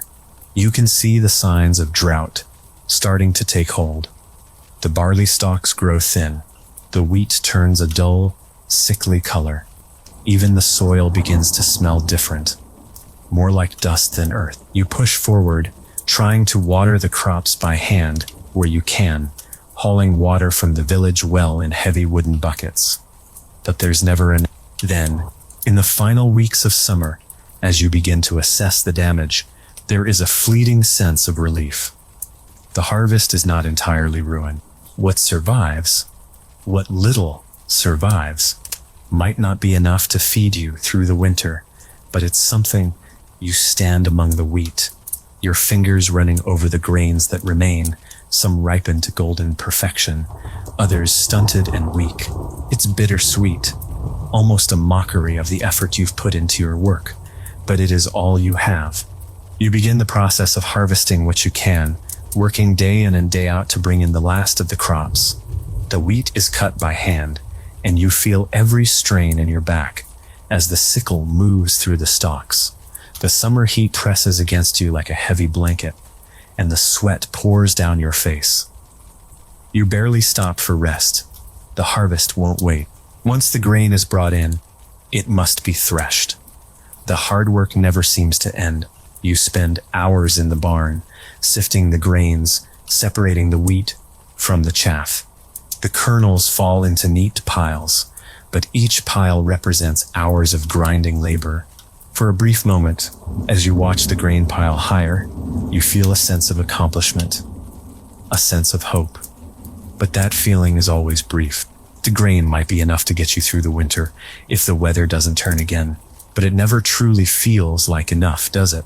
The bitter truth of survival is that you can never truly rest. Once the harvest is in, there are still repairs to be made, livestock to care for, and land to prepare for the next planting. You may take a moment's relief, but the next season always looms on the horizon, always waiting. You may not know when the next famine will hit, or when the rains will come too early or too late. This is your life, a life spent in constant preparation, constantly hoping the seasons align in your favor, constantly struggling to survive the next day, the next week, the next year. And yet, no matter how hard the world pushes, you push back, because you have no choice. By autumn, you are tired. The harvest is in, the grains stored away for winter, the animals penned up to survive the months of frost. But there is no rest. In your world, rest is an illusion, a fleeting hope that is always just out of reach. You stand at the edge of your field, hands planted firmly on your hips, eyes scanning the remnants of your labor. It's not much, you know. You've always known that. There will be no great feast this year. No piles of golden bread stacked high on your table. No woolen blankets to offer warmth beyond what the fire provides. The earth has given you just enough to survive. If the winter isn't too harsh, enough to last through the storms, the cold, and the hunger that will surely creep in once the snow falls. You look across the land and think of the lords, the ones who are always somewhere else, always in their lavish homes, enjoying the fruits of their wealth, their lives untouched by the harshness of the seasons. You don't hate them, but there is a quiet resentment. It's a resentment that's deeply buried, hidden beneath years of hard work, hardship, and servitude. They too will survive the winter. But for them, it's just another season of luxury. For you, it is life or death. As the days grow shorter, the wind brings with it a biting chill. The sky turns slate gray as the first traces of snow dust the ground. It's not yet enough to blanket everything in white, but you know what's coming. The village starts to retreat into itself, preparing for the long cold. There are whispers in the air about the potential for a rough winter. The snow is coming fast. The days where you could leave the house without worrying about the cold are over. The doors are sealed, and your breath hangs in the air as you go about the remaining work. The fences need repairs. The roof needs patching. You don't ask for help from anyone. There's no time to. The air feels heavier now. It seems to carry a sense of foreboding, as though the land itself knows what's to come and is bracing for the impact. By late November, the village is on edge. You see the signs of winter approaching with every passing day. Snowdrifts pile against the doors of your hut. The cold seeping into your bones is unbearable at times, and you wish, with every fiber of your being, that you had more than what you could provide. Your family huddles around the fire as the days shorten. You spend hours chopping wood, trying to build enough stock to last until the snow melts in the spring. Your hands, once strong and sure, are now stiff and raw from the constant labor. You wear the same clothes from the summer, patched up and threadbare, and pray they'll last through the cold. There's no money to buy new, no way to trade for better supply. Your stomach aches from hunger. More often now, the grain stores you have left are scant, and each meal is portioned to make sure everyone gets a little. You try to hide the worst of it from the children, but even they know. They've learned the ways of hunger by now, how to go without, how to fill up on water to make it through the night. Each meal becomes an ordeal. You stretch the little you have, hoping the next batch of grain will last a little longer, or that the game traps will catch something before the end of the month. You've learned to live off scraps, to make the hunger a part of who you are. Winter arrives. The sky fills with snowflakes, swirling like a blizzard as they cut through the air. The first heavy storm buries your world under a thick blanket of ice and snow, locking the village in place. You are now fully trapped. The roads are impassable, the wind is merciless, and the cold is a constant companion. Your children begin to show the first signs of the disease that sweeps through villages during harsh winters. You can feel the fever building in their small bodies, their once vibrant faces flushed with the heat of sickness. You hold them close, hoping against hope that they will survive. You wish there was something more you could do, something beyond the simple remedies you have in your hands. But when the sickness comes, there is little to be done. There are no healers, no medicines, just you, the hearth, and what you have learned from a lifetime of surviving on scraps of knowledge passed down by your elders. When the fever breaks, you feel a moment of relief, but it's short-lived. There are no guarantees in this life, no certainty that tomorrow will be any better than today. The village is silent in winter. Everyone is either indoors, huddled for warmth, or working to repair the damage the storm has caused. The snow piles high, covering the fields and turning everything into a blank, white canvas.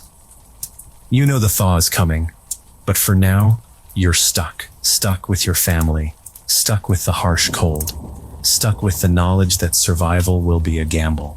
Christmas comes and goes, unnoticed by the majority. For the first time in years, there is no feast, no joy, no celebration, only the grinding, relentless work of making it through the season. The church bells toll for Mass, but you don't go. You don't have the strength, the time, or the heart for it. You've seen too many dead faces in the village to care much about the arrival of Christ. The priest prays, his voice echoing in the cold stone walls of the church, but you wonder if he truly believes in what he says anymore. The world feels colder than ever, and his words seem to offer little warmth. Instead, you cling to what you know, the work, the family, the small comforts, your children's laughter, the warmth of the fire, the grain that will get you through one more day. Survival is not about hope anymore. It is about endurance.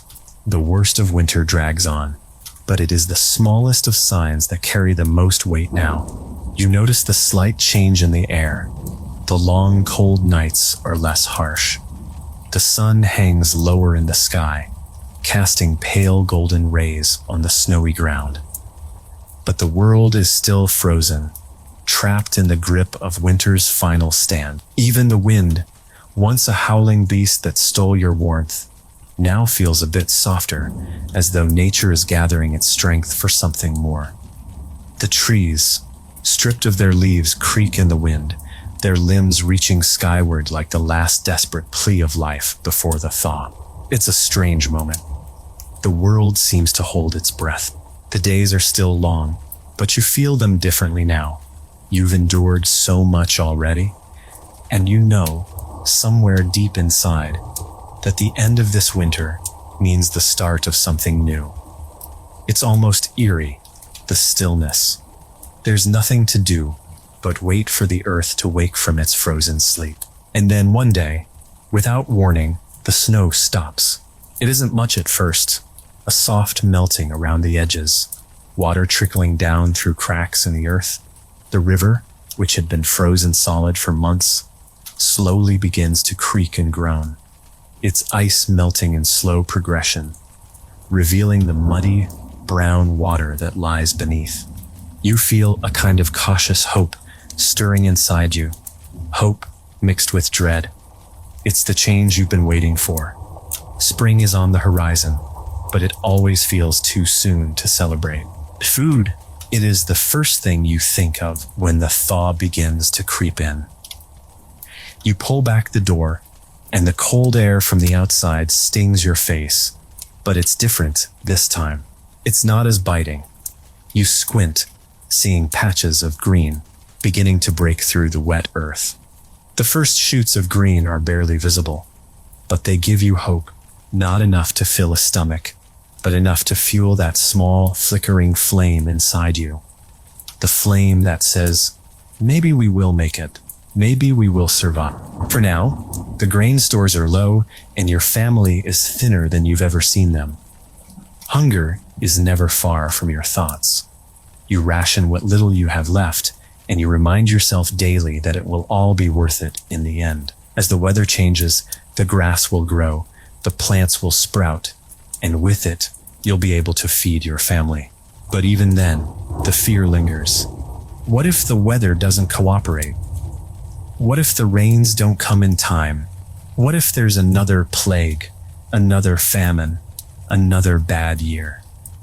You can't shake the feeling that this might be the last season you see a real harvest. Your stomach growls with emptiness as you look out over the field. The ground softened, but still uncertain. The work has to start again. Slowly, painfully, you gather what strength you have left and head into the fields with your hoe, your hands itching to feel the earth beneath your fingers. The first planting is always the hardest. You begin the long, exhausting process of tilling the soil, preparing it for the new crops that will hopefully carry you through the year. The land is soft now, wet and muddy, and the smell of the earth is both a relief and a reminder of just how much effort it will take to make this season work. The oxen are tired from the winter, their bodies not as strong as they should be, but you have no choice. You need them to pull the plow. Every furrow feels like an eternity, the effort both physical and mental as you push forward, no matter how heavy the task becomes. You plant barley and rye first. These are your staple crops, the ones you rely on for sustenance. They will be the bread you eat, the beer you drink, and if you're lucky, the seeds for the next crop. It's all about the cycle, the constant work of growing and harvesting, planting and praying. Each day, you are out in the fields, tilling and planting. The mornings are quiet as you work the land, but by afternoon, the village has stirred to life. The sound of hammers, axes, and hoes fills the air. Everyone has a role to play, a part to perform in the great cycle that keeps the village alive. Even your children, still young, are helping. They fetch water from the well, carry baskets of grain to the storage huts, help with small tasks that don't seem like much, but add up to a great deal over the course of the day. You watch them grow, their hands becoming calloused, just like yours. As the days lengthen, you feel the weight of your toil in every muscle, in every sore joint. You are used to exhaustion by now. It's the rhythm of your life, the drumbeat that never stops, never fades. You work until your fingers are raw, your knees ache, and your back feels as though it might break from the weight of it all. But this year, you have hope. The first green shoots are finally visible. The rain comes in fits and starts, more often than you'd like, but it's enough. The crops are starting to show signs of life. The wheat rises slowly, almost imperceptibly, from the ground, as if it too is trying to remember what it means to thrive after the long winter. And in the distance, you see the trees, beginning to bud. The first hints of green are enough to make your heart race. The world is not just surviving. It's coming back to life. This is the cycle of your life. An endless dance between destruction and renewal, between hope and despair. It's a life that seems to never stop, to never give you a break. But in each small victory, each day that you and your family survive, there is something precious. There's the simple joy of seeing your children's laughter in the spring air. There's the knowledge that you made it through another winter, another round of hardship and hunger. You have survived. And that is all that matters. Spring, though welcome, is never without its burdens. The earth may thaw and the seeds may sprout, but the work is just beginning. As the days grow longer and the warmth begins to return, the landscape around you changes. The quiet of winter is replaced by the steady hum of labor. Each field needs tending. Every plow and sickle sharp, every animal fattened for the coming months. There are no vacations, no breaks in the world you live in. Each season is merely a different stage in the cycle of survival. You begin to realize that survival is not just about physical labor, it is also about mental strength. Each day, you wake with the thought of how to keep your family fed, how to ensure your children are not sent to bed hungry, how to keep them warm when the cold winds blow through your humble home. But survival has a price. It takes something from you every year, maybe not in physical form, but in the erosion of your spirit. You see your neighbors work tirelessly, their faces lined with years of toil. You see your own reflection in the muddy water of the stream. Your face aged beyond its years, your once strong hands now shaking with fatigue. Yet still, you endure. Summer brings both the hope of abundance and the threat of drought. The plants in the fields need constant care. Watering, weeding, protection from insects, and most of all, sunlight. If the rains do not come in the right measure, if the sun does not shine when it should, your crops will fail, and you will be left with nothing. The air grows thick with the scent of growing things, crops stretching toward the sky, grass pushing through the earth, the smell of hay freshly cut and stacked in bundles. The work doesn't stop, but there is a certain satisfaction in seeing the green of the land again, the crops pushing upward in defiance of the harsh months before. Your children grow alongside the crops. You watch them growing stronger and taller, each year another step toward adulthood. They are not yet old enough to fully grasp the weight of what you do, but they feel the pressure. They see the anxiety on your face when the harvest is uncertain, when there's no meat on the table, when the winter stores look like they might run out too soon. The next generation is slowly taking shape, and soon they will be the ones to toil in the fields as you did. They will carry the same weight that you carry now, learning the same lessons you were taught in the same painful, unforgiving way. You've already taught them the most important rule of life here. Never stop working. Never stop struggling. Because if you do, it's all over. Autumn, when it finally arrives, brings both relief and dread. The harvest must be brought in quickly. You work side by side with your neighbors, hands flying across the fields to gather every ear of wheat, every bundle of barley, every root vegetable that might last through the winter. You race against time, knowing that if the weather turns too soon, the crop will spoil before it can be stored. And the weather always turns. By mid-October, the first hard frost will have claimed the fields. The wheat you planted in spring, which you nurtured through summer's heat, will be ready for harvesting. But there is no time to celebrate. The sky is already darkening earlier. The wind has a chill to it that whispers of the coming cold.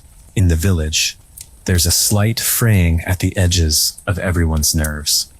There is no more talk of abundance, only of survival. You have to prepare your home for the long winter months. The hearth must be ready, the wood stacked, the grain stored in the barn. You worry that the storehouses won't be enough, You know that once the weather turns, there's nothing you can do but wait. You and your family work together, side by side, pulling the last of the crops from the earth. The ground is damp with the last rains of the year, and your feet sink into the muck as you work. The world becomes a blur of mud, straw, and grain. It's a never-ending cycle that repeats itself year after year, the same dance of labor, of hope, of survival. As the evening sky turns to darkness, there is a feeling that comes over you, a mix of exhaustion, relief, and dread. The harvest is in. But the work isn't over. You know that winter is the real test. The frost will come soon. The fields are empty. The work that remains is keeping the home warm, the food from spoiling, and the family safe. Winter comes, as it always does, with a quiet, chilling certainty. The cold presses down on you with the force of nature itself, as if the world has decided that the time of plenty is over, and now you must suffer. The snow falls in thick, heavy flakes, piling up against the doors, covering the roof in layers of ice and white. The chill creeps into every corner of your home, no matter how tight the walls are. Now, you can only hold on and wait. Wait for the snow to pass. Wait for the worst of the cold to go away. Wait for the spring, which seems so distant you can hardly believe it will come. But it always does, doesn't it? The thaw always comes. In the long, freezing months of winter, you pull your family closer. You huddle by the hearth, passing around what little food you have left. The fire burns low. The wind howls outside. But inside, you are all together. You know that if you don't hold each other, if you don't cling to one another in this time of need, the cold and the hunger will overtake you. It's these nights, these moments of stillness, that make you realize something important. Survival is not just about working the land, or battling the elements, or surviving the worst of the seasons. Survival is about hope. It's about finding the strength to keep going, to keep surviving, to keep working, no matter how impossible it seems. The hope that in the end, the winter will break and the world will return to life. The hope that one day your children will know a world that's kinder, warmer, and easier than the one you've lived in. For now, though, you survive, one day at a time, one season after the next. And when the thaw finally comes, you will begin again, because that is what you do. You endure, you survive, and you live, even when the world is doing everything it can to crush you. The thaw, when it finally comes, is not the soft awakening you had hoped for. It is harsh and violent, the earth reluctantly pulling itself free from the icy grip of winter. The snow that blanketed everything for months begins to melt, but the mud left behind is more treacherous than the frozen ground ever was. Every step you take into the fields sinks deep into the muck, and the smell of wet earth clings to your clothes and to your skin. The land that you had prayed for to begin its cycle once more is not welcoming. Instead, it's bogged down in slush and mud, heavy with the weight of its own survival. You're anxious. As you step out into the muck of the field, your hands are already stiff from the cold. The first tasks of the year must begin. You till the earth. But it's no easy task. The soil is still soaked through with winter's remnants. It clings to the edge of your hoe, holding on like an unwanted guest. You plant the first seeds of barley, the crop that will soon become your bread. The fields are not ideal. You know it, and you can feel the weight of uncertainty pressing on your chest. Will they grow? Will the rains come? Will the sun shine long enough to ripen the crops? Or will you see the same failure again? Hope is something that grows with each seed you plant and dies when the drought comes. It's a fragile thing, too fragile to think about much, but you cling to it anyway because what else is there? You can't abandon it, even if you want to. You can only keep pushing forward, keep planting, and keep praying. Spring is a reminder of everything you've lost. The flowers might bloom, but they remind you that everything else needs to be nourished to survive. The work begins again. The same tasks you performed last year, the same hopes that you planted deep in the soil. You're always hoping for a better harvest, a more bountiful year. But you know better. Nature doesn't care about your hope. She doesn't care if you're tired or hungry. She will give you what she will give you, and you will take it or leave it. Still, you labor. You feel the ground beneath your feet and tell yourself that this year the crops will grow strong. You will tend to them, you will protect them, and you will pray that the earth delivers what you need. You pray to the saints, to the Virgin Mary, to anyone who might listen, but you know there's a limit to how much they can do. This life is a constant battle between human will and natural forces beyond your control. Each day you rise earlier, work harder, and sleep less. Your children help where they can, but they are too young to understand the weight of what it means. They see the sun, they see the rain, and they see the earth growing beneath their small hands, but they do not yet know the real price of survival. You start to see it in their faces. They are growing, stronger, taller, more capable, and yet there is something in their eyes that you've never seen before. The fatigue of survival, it's written on their faces, in the way they sit around the hearth at night, watching the fire, but not really seeing it. The hunger is there, in the way their stomachs growl even when there's food on the table. The winter and the work have left their mark. You see them growing up in front of your eyes, their hands becoming calloused, their bodies hardening in response to the endless labor. They will know this life, just as you have. They will inherit it, just as you inherited it. They will work these same fields, plant these same crops, struggle with the same endless uncertainty that you face every year. The cycle continues. By summer, the crops are either thriving or faltering. There's no middle ground. Every day feels like a test. Drought threatens the fields, and you watch the sky for any sign of rain. The land begins to crack under the heat, the soil turning to dry dust. You pray for rain, but your prayers feel unanswered, just like they always do when the weather takes a turn for the worse. Your children are growing quicker now, their small hands becoming better at handling tools and farming equipment. They are learning the trade, the skill of survival. They may not understand the weight of what they are doing, but you know they will learn soon enough. It's the nature of this life. You grow up quickly when you are born into it. There is no childhood here. Only work, only labor, only endurance. The summer months blur together. The days are long and exhausting. You wake early and work until the sun dips below the horizon.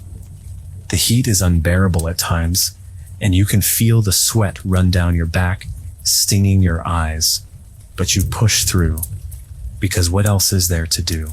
The sun rises, the sun sets, and your body aches more with every turn of the seasons.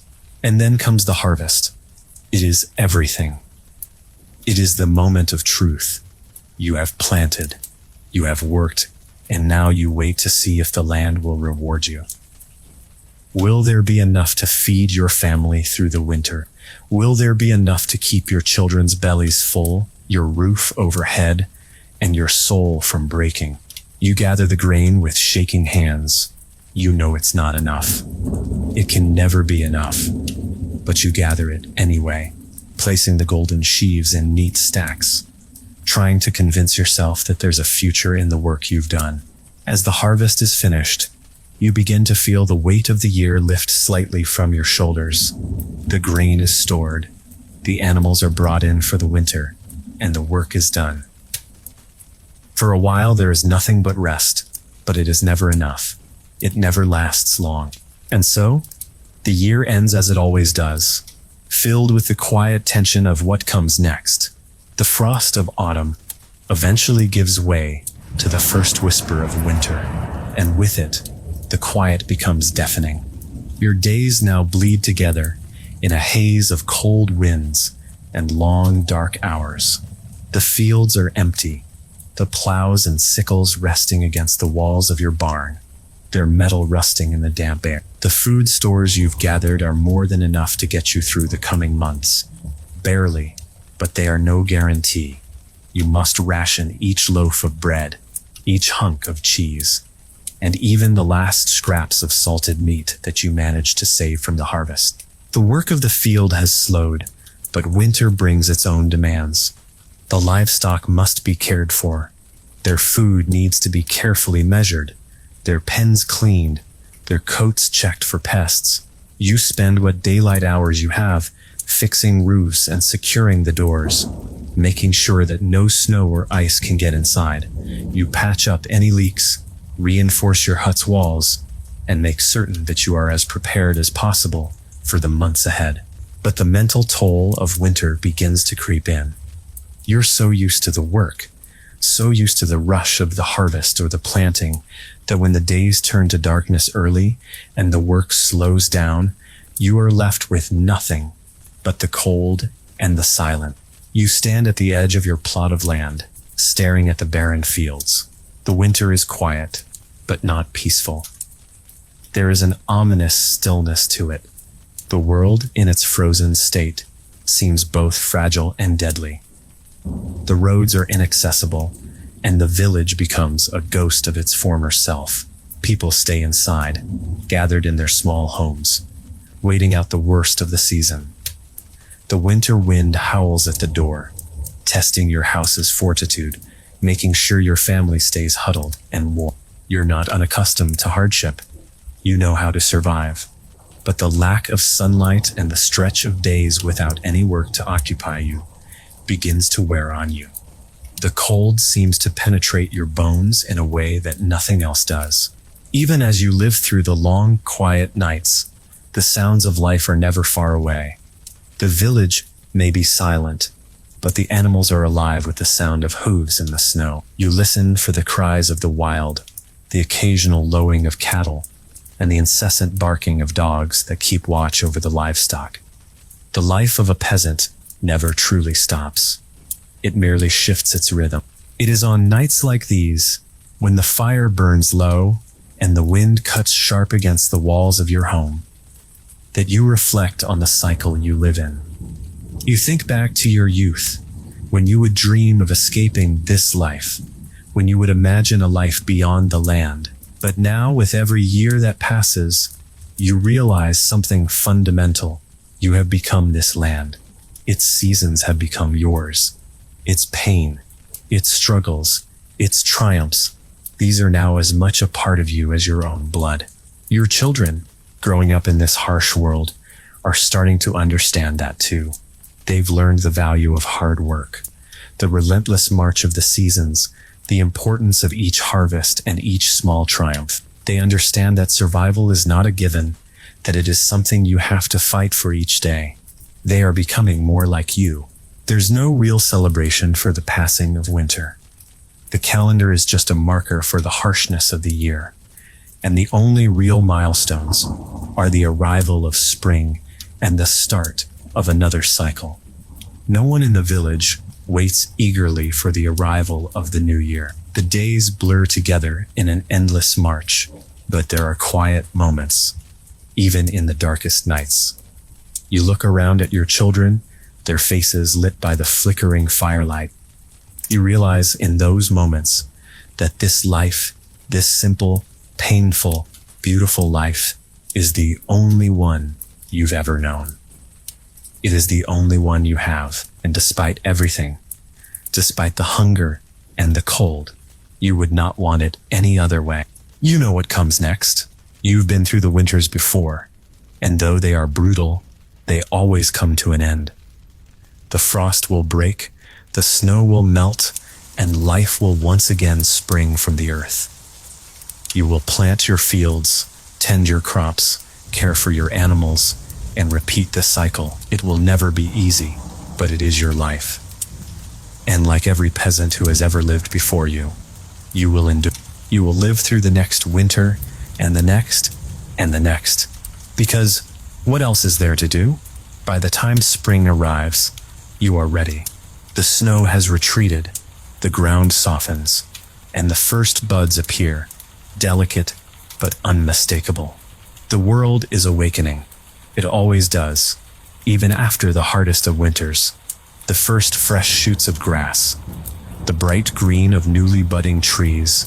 Nature always begins again. But you know better than to trust it all. You wait. You know the harvest will be hard. You know the work will not end. But you also know that as long as you are here, as long as you and your family are alive, you will keep pushing forward. You will keep planting. You will keep tending the earth, and you will keep living. Because that is all you know. The spring comes in fits and starts, as it always does. The earth is reluctant to let go of the cold, clinging to the remnants of winter's icy grip, but gradually the warmth begins to creep in. The ground softens, the first buds peek out, and slowly but surely, the rhythm of the seasons picks up again. As the earth begins to thaw, so does your work. The days grow longer, and you return to the fields, hoe in hand, ready to start anew. You dig deep into the soil, breaking through the thick clumps of earth, loosening it up for planting. The effort is back-breaking, and yet there's a sense of familiarity, a comfort in the hard physical labor. This is your life, the soil, the sweat, the relentless march of the seasons. You are bound to it, and it is bound to you. You plant the first of the season's crops with as much hope as you can muster, though you know better than to believe in the land's mercy. The sun may shine, but the rain may never come. The harvest may be bountiful, or it may be a failure. But you do what you've always done. You work, you plant, you pray, and you wait. The fields are not kind to you, but the work is always the same. You are always tied to it, tied to the land that gives you what it will, whether you deserve it or not. The rhythm of your labor begins again. The days pass in a blur of hard work and endless chores. There's no time for rest, no time for leisure. Every moment is spent in service to the land, to the animals, to the survival of your family. You wake at dawn and work until the last of the light fades. You feed the animals, repair the fences, tend the crops, mend the thatch on the roof, and still there is always more to do. It never stops. You look at your children now, older, stronger, their muscles taut from the work they've learned. They are becoming part of the land, part of the cycle that shapes you all. They are learning, just as you did, that survival is about endurance, about pushing through the toughest of times, and never giving up. Your eldest son now carries the same look of determination you wore in your youth. He is strong, capable, and soon he will be old enough to take on more responsibility, to shoulder the weight of the family and the land. You know that when you are too old to work the fields, he will be the one who rises before the sun, who labors under the harsh summer sun, who sacrifices his own well-being for the sake of those he loves. And yet, you also know that his life will be no easier than yours. The weight of the land, the seasons, and the lords who own everything will follow him, just as it followed you, but it will be his to carry now. And one day, he will pass it to his children, just as you have. As the summer rolls in, the crops begin to show their first signs of life. The barley, the oats, the wheat, everything begins to grow, albeit slowly. You tend to the fields, watching the plants carefully, praying for the right amount of rain, the right amount of sunlight. The work is never ending, but there is something comforting in the process. You see the progress, the tiny buds of grain appearing where there once was only bare earth.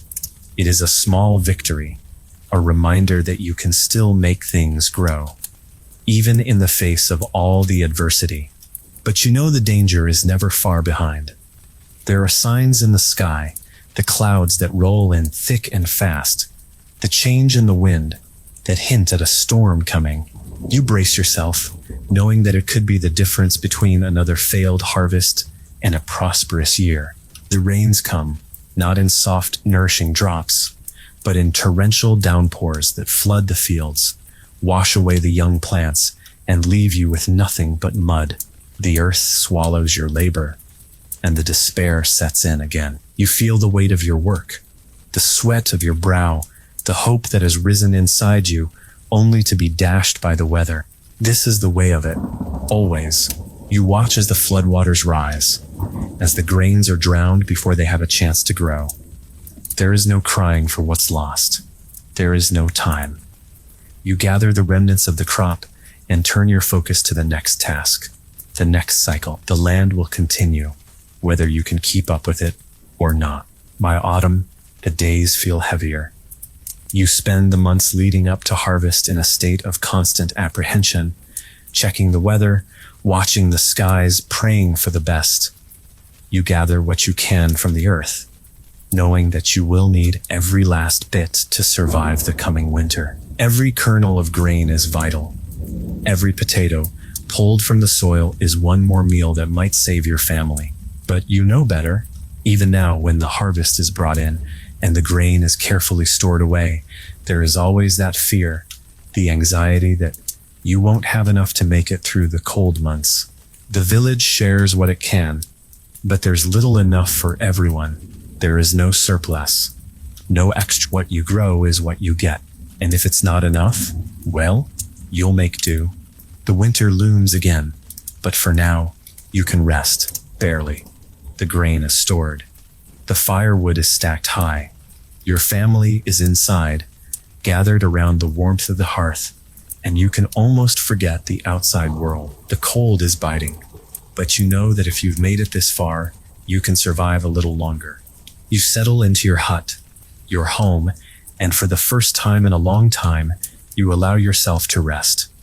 Your children sleep peacefully, their bellies full for once, and you know you've done your best. You've made it through the storm, through the cycles of hope and despair, and lived to see another year.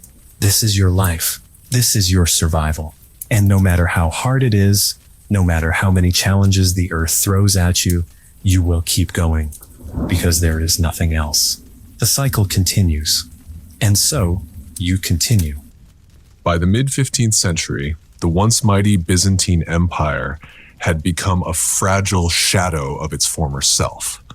The empire that had once ruled vast territories across the Mediterranean now consisted of little more than the city of Constantinople and a handful of scattered territories. Yet within its walls still flickered the embers of a world that had once been Rome. Founded by Emperor Constantine the Great over 1,000 years earlier, Constantinople had long stood as the crown jewel of Christendom, a symbol of strength, learning, and divine authority. Its towering walls, golden domes, and sacred relics had withstood countless assaults: Persians, Avars, Arabs, Rus, and even Crusaders. Each time, the city survived. But time had worn it down. By 1453, the population had dwindled. Entire districts inside the city were empty and overgrown. Great churches and palaces had crumbled. The once bustling harbors were quiet. Trade had shifted elsewhere, and the coffers of the empire had run dry. The Byzantine army, once feared, now numbered in the mere thousands. Its navy was practically non-existent. Still, the city endured. The man who sat on the throne in those final days was Emperor Constantine II Palaiologos, the last of a long imperial line tracing back to Rome. He ruled not with wealth or legions, but with dignity and resolve. Though his realm was small, his spirit was not. To the east, however, a powerful force was rising. The Ottoman Empire, under the rule of a young and ambitious sultan named Memed II, was closing in. Constantinople stood in the way of Ottoman expansion, a Christian stronghold surrounded on all sides by Muslim lands. For Memed, the city was not just a military target. It was a prize, a symbol, and a prophecy. Many believed Constantinople could not fall. Its walls had been invincible for centuries. But few realized how weak the city had truly become and how determined the young sultan was to make history. And so, as spring approached in the year 1453, the stage was quietly being set. The city that had once ruled the world was about to face its final siege. In the east, a young ruler was preparing to make history. Mehmed II, the Sultan of the Ottoman Empire, had ascended to the throne at just 19 years old. By 21, he was already a seasoned strategist, politically astute, and unshakably ambitious. But Mehmed didn't just want to expand the empire. He wanted to claim immortality, and for that, he had set his sights on one prize above all others: Constantinople. The ancient city was more than a political or military goal. It was the spiritual successor of Rome, a Christian stronghold, and a symbol of enduring resistance. It had defied conquerors for over 1,000 years. But Mehmed believed its time had come and that he would be the one to bring it down. For years, the Ottomans had encircled the city like a tightening noose, taking nearby territories, building up naval power, and carefully preparing. Mehmed knew that brute force alone would not be enough. Constantinople's famed walls, 3 thick layers of stone and a moat, had repelled countless invasions. So he turned to innovation. In his court arrived a man named Orban, a Hungarian engineer and master of gunpowder weapons. With Mehmed's full support, Orban constructed massive siege cannons, some so large they required dozens of oxen and hundreds of men to move. The largest, known simply as the Basilica, could hurl stone projectiles over 1,000 pounds each. As winter melted into spring, Mehmed gathered his forces. By April 1453, an army of over 80,000 soldiers, infantry, cavalry, janissaries, and engineers, began to move toward the city. Along with them came siege weapons, ships, and supplies for a long campaign. Inside Constantinople, Emperor Constantine VI prepared his defenses. He had fewer than 7,000 men, including volunteers and mercenaries. The odds were staggering, yet he would not abandon the city. To Constantine, Constantinople was not just his home. It was the last stand of the Christian East, the heart of an empire, and a sacred trust passed down through generations of emperors. And to Mehmed, it was a jewel he intended to claim. The siege was no longer a matter of if, but when, and the young sultan was ready. For over 1,000 years, the walls of Theodosius had stood as a symbol of Constantinople's invincibility.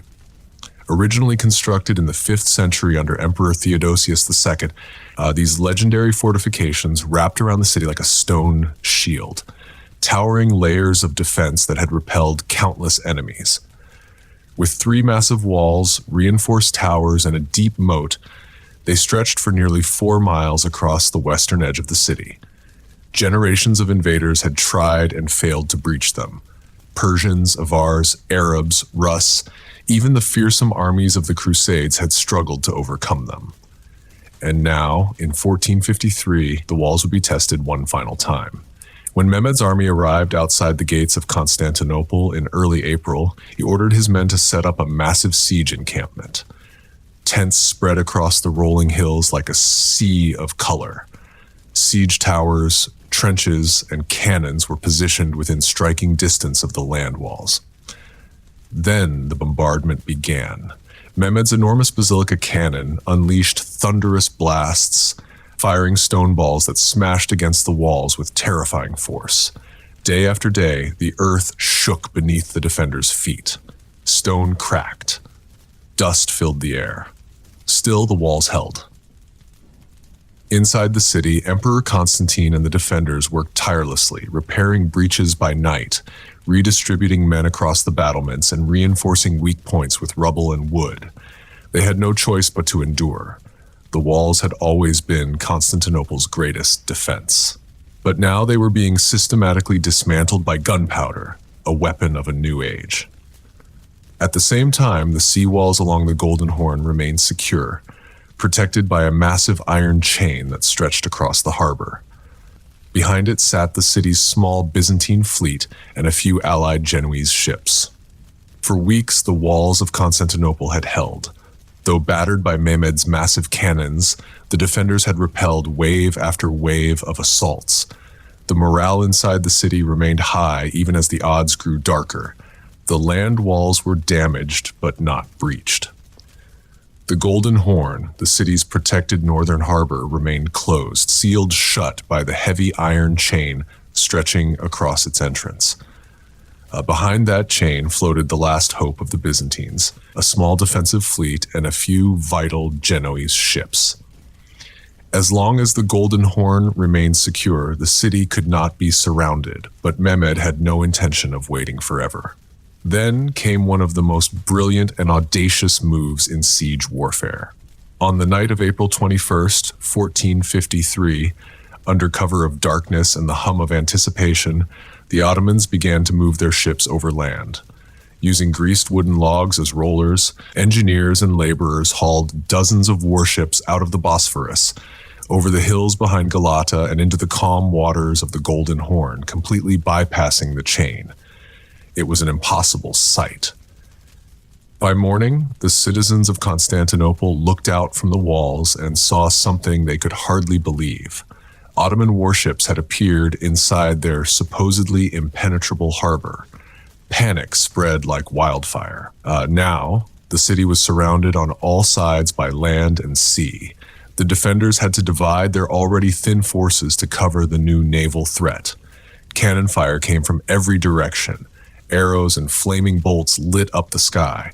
Constantinople was no longer facing a siege. It was facing total encirclement. Inside the city, Emperor Constantine ordered desperate countermeasures. Ships rushed to defend the harbor. Fire ships were launched to try and burn the Ottoman vessels, and chains were reinforced. But the damage had already been done, not just tactically, but psychologically. Mehmed's bold maneuver had broken the defenders' sense of security. The message was clear. Nowhere was safe. The city's famed walls were still standing, but Constantinople's isolation had become complete. And as the pressure mounted, the siege entered its final, most desperate phase. In the heart of a crumbling empire stood a man who refused to yield. Constantine the Palaeologos, the last emperor of Byzantium, was not a ruler of grand palaces or vast armies. He commanded a dying empire, a city more than a nation. Yet in the twilight of Rome's thousand-year legacy, he stood with quiet resolve. He was not surrounded by luxury, but by ruin. Much of Constantinople lay abandoned. The imperial treasury was nearly empty. The empire's last possessions had been pawned for weapons, food, and soldiers. Still, Constantine ruled not with gold, but with dignity and loyalty. Day after day, he walked among the people, he dined with soldiers, he prayed with priests, and he led not from a throne, but from the battlements. As the siege worsened, desperation grew. Constantine sent urgent messages to the west, begging for help from fellow Christian kingdoms. A few ships arrived, mostly from Genoa and Venice, brave volunteers who slipped past Ottoman blockades to join the defense. But the great armies of Europe never came. Political divisions, old grudges, and distance dulled the West's response. Still, the emperor did not abandon hope. In a symbolic and powerful act, Constantine reopened Hagia Sophia, not just for Orthodox Christians, but for Catholics as well. For the first time in centuries, the divided branches of Christianity worshiped together inside the great cathedral. Bitter theological debates were set aside. In the face of extinction, unity mattered more than doctrine. Inside the ancient walls of Hagia Sophia, under its vast golden dome, they held a final divine liturgy.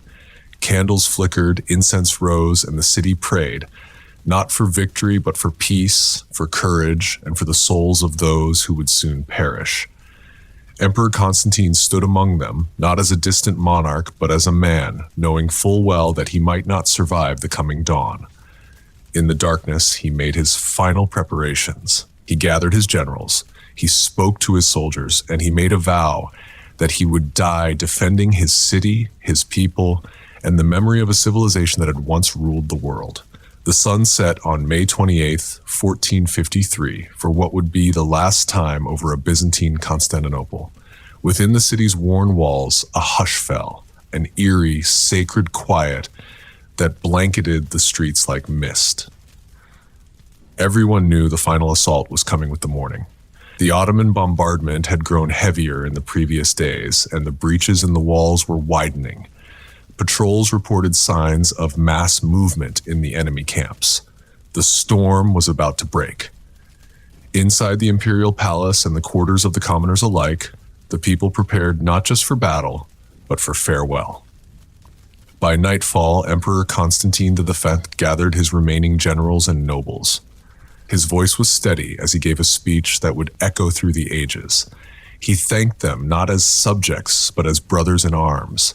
He asked forgiveness from anyone he had wronged. And then he gave them one final order: to fight and die with honor. There would be no surrender. He reminded them that they were not merely defending a city, but the soul of an empire, the last breath of Rome, and that history would remember them, not for surviving, but for standing when no one else would. Elsewhere, the people gathered in the great cathedral, Hagia Sophia, under its golden dome, now dimly lit with candles. Priests, monks, soldiers, mothers, and children filled the vast space.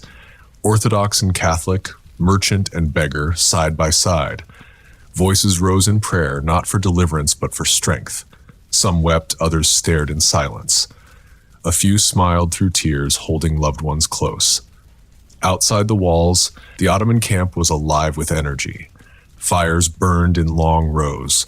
Drums beat a steady, ominous rhythm. Soldiers sharpened blades. Cannons were prepared for one last barrage. In his command tent, Sultan Memed II reviewed his plans.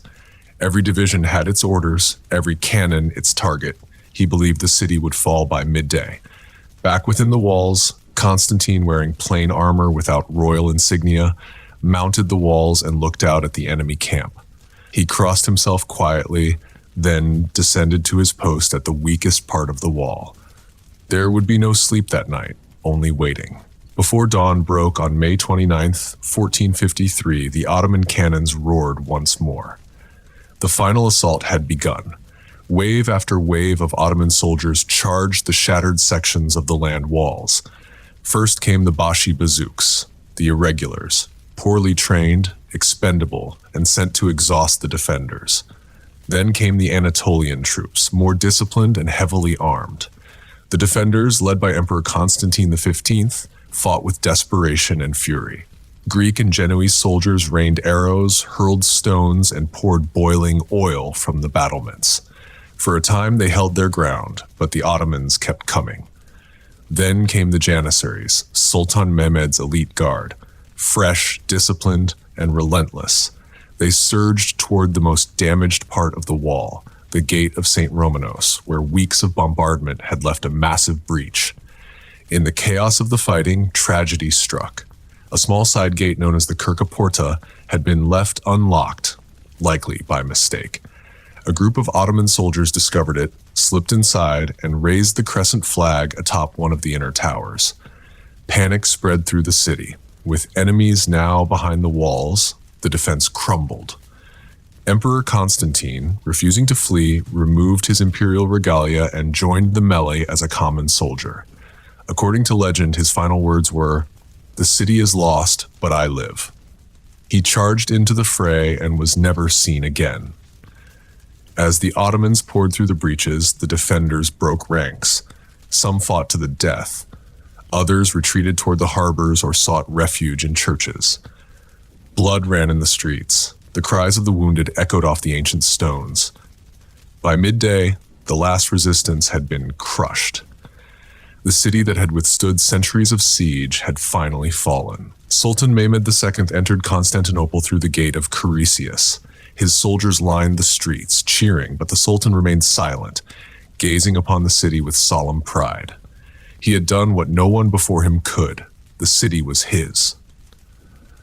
After 1,123 years, the last great outpost of the Roman Empire, the Second Rome, had fallen. The ancient world had drawn its final breath. As the Ottoman flag rose above Constantinople, the ancient city descended into chaos. For 3 days, according to the custom of conquest, the victorious Ottoman soldiers were given free rein. The fall of the city was not just military, it was human. Looting and plunder began almost immediately. Homes were ransacked, churches were pillaged, and ancient relics were torn from their resting places. The proud streets of Constantinople, once lined with mosaics, markets, and scholars, echoed now with screams. In the great cathedral of Hagia Sophia, hundreds of civilians had sought sanctuary. Mothers clutched their children, priests clung to icons. Many believed a divine miracle would protect them. But when the Ottoman soldiers arrived, the doors were forced open. The sacred marble floor was trampled. The golden dome, once glittering with centuries of faith, shook with the sound of weapons. Men were killed. Women and children were taken into slavery. The cross atop the cathedral was torn down. And yet, the church itself was spared from destruction. On the afternoon of May 29th, Sultan Memed II entered the city. He did not arrive with fire or fury. He rode solemnly through the broken gates and into the heart of the fallen empire. Upon reaching Hagia Sophia, he dismounted, walked inside, and stood beneath its towering dome in silence. He ordered the looting to stop. Then, in a symbolic gesture of conquest and transformation, he bowed toward Mecca and prayed. The sacred Christian cathedral would now become a mosque. Its walls would remain, but its purpose had changed. Mehmed was no ordinary conqueror. He was a man of vision and calculation. Though Constantinople had been claimed through war, he sought to rebuild it, not destroy it. He ordered the protection of surviving citizens, and within days, craftsmen, scholars, and administrators were brought in from across the empire to restore the city's function as a capital. The name Constantinople remained in use, but it slowly began to fade in everyday speech. The city was now part of something new, a bridge between East and West, between Islam and Christianity, between the ancient world and the modern one. The sack had ended, but a new era had begun. The fall of Constantinople in 1453 was more than the loss of a city. It was the end of an era. For over 1,000 years, Constantinople had been the beating heart of the Byzantine Empire, the final remnant of the Roman world. It had stood as a symbol of Christian power, Roman law, Greek learning, and imperial legacy. Its golden mosaics, libraries, and cathedrals represented the soul of a civilization that had outlived its Western twin by nearly a millennium. And now it was gone. The death of Constantine XV, the last Roman emperor, marked the closing of a lineage that traced back to Augustus Caesar. His disappearance in the final charge gave birth to legend. Some said he lived, spirited away to return one day and reclaim the city. But history had moved on. Under Sultan Memed II, Constantinople was reborn as Istanbul, the new capital of the Ottoman Empire. The city, scarred but not destroyed, began to pulse again with life. Mosques rose beside old churches. Markets thrived. Scholars, artists, and traders from across the Muslim world filled its streets. Mehmed embraced the legacy of the city he had conquered. He took the title Caesar of Rome, claiming not just territory, but continuity. To him, the Ottoman sultans were heirs to the Roman emperors, carriers of civilization. In the West, the fall of Constantinople sent shockwaves. Christian Europe, once complacent, was shaken awake. The Eastern Orthodox world was now without a capital, and Greek scholars, fleeing the city's fall, carried their manuscripts to Italy, where their arrival helped ignite the Renaissance. The city's fall also reshaped global trade. With land routes through the east under Ottoman control, European kingdoms began to search for sea routes, eventually leading to the age of exploration and the rise of powers like Spain, Portugal, and later Britain.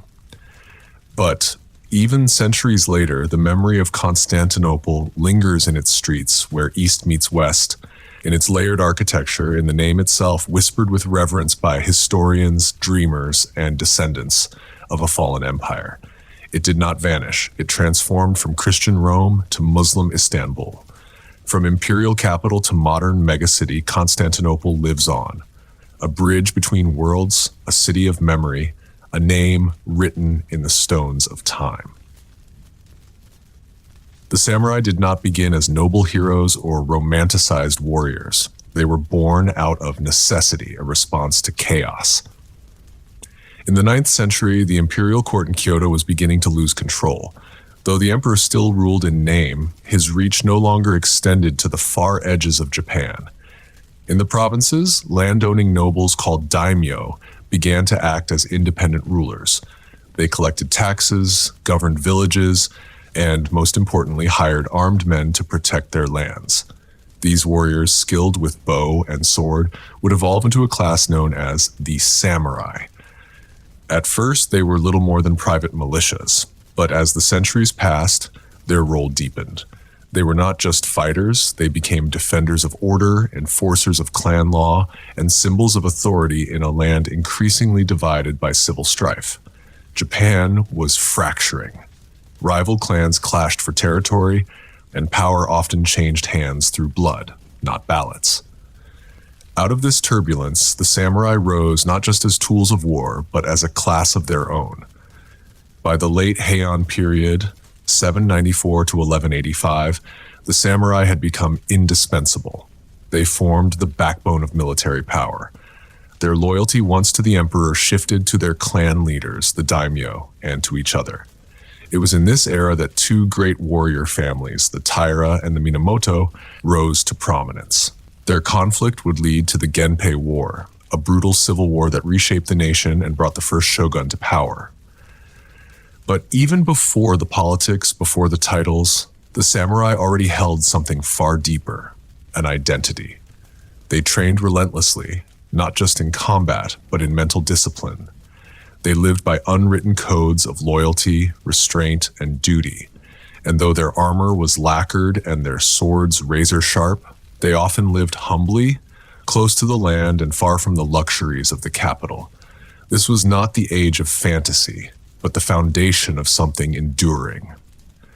What began as armed men on horseback was slowly becoming a way of life, and the world of feudal Japan would never be the same again. As the samurai rose in power, so too did the need for something to guide them, not just in battle, but in life. Out of centuries of warfare, discipline, and tradition, a moral compass began to form. It was called Bushido, the way of the warrior. Bushido was never a single written doctrine. It was a living code shaped by Buddhist calm, Confucian loyalty, and Shinto purity. It demanded more than strength. It asked for character. At its core were 7 virtues: rectitude, courage, benevolence, respect, honesty, honor, and loyalty. To the samurai, these weren't ideals. They were obligations. A warrior had to act with justice, even when it was inconvenient. He had to be fearless in the face of death. He was expected to be generous to the weak, respectful to the wise, and brutally honest with himself. But above all else, he had to be loyal to his lord, to his family, and to his name. Failure to live by Bushido brought shame, not just personal, but communal. To die with honor was preferable to living in disgrace. This is why the practice of seppuku, ritual suicide, was so revered. If a samurai was captured, betrayed his lord, or committed a serious transgression, he could take his own life to cleanse his soul and restore his family's honor. It was a death with dignity, a final act of control in a world ruled by chaos. But Bushido wasn't all steel and sorrow. It also called for kindness, especially to the defenseless. A samurai was a protector of the people, not a tyrant. He was expected to be humble, well-read, and emotionally restrained. In battle, he fought with precision. At home, he studied poetry and practiced stillness. This balance between the sword and the soul was what separated a true samurai from a mere killer. Bushido turned warfare into philosophy. It turned violence into a matter of honor. And over time, this quiet code, spoken in actions more than words, would become the soul of the samurai class. Even centuries after their decline, Bushido remains. Not just in history books, but in the way Japan remembers what it means to live with discipline, grace, and unwavering purpose. To the samurai, the sword was not just a weapon. It was the heart of their identity.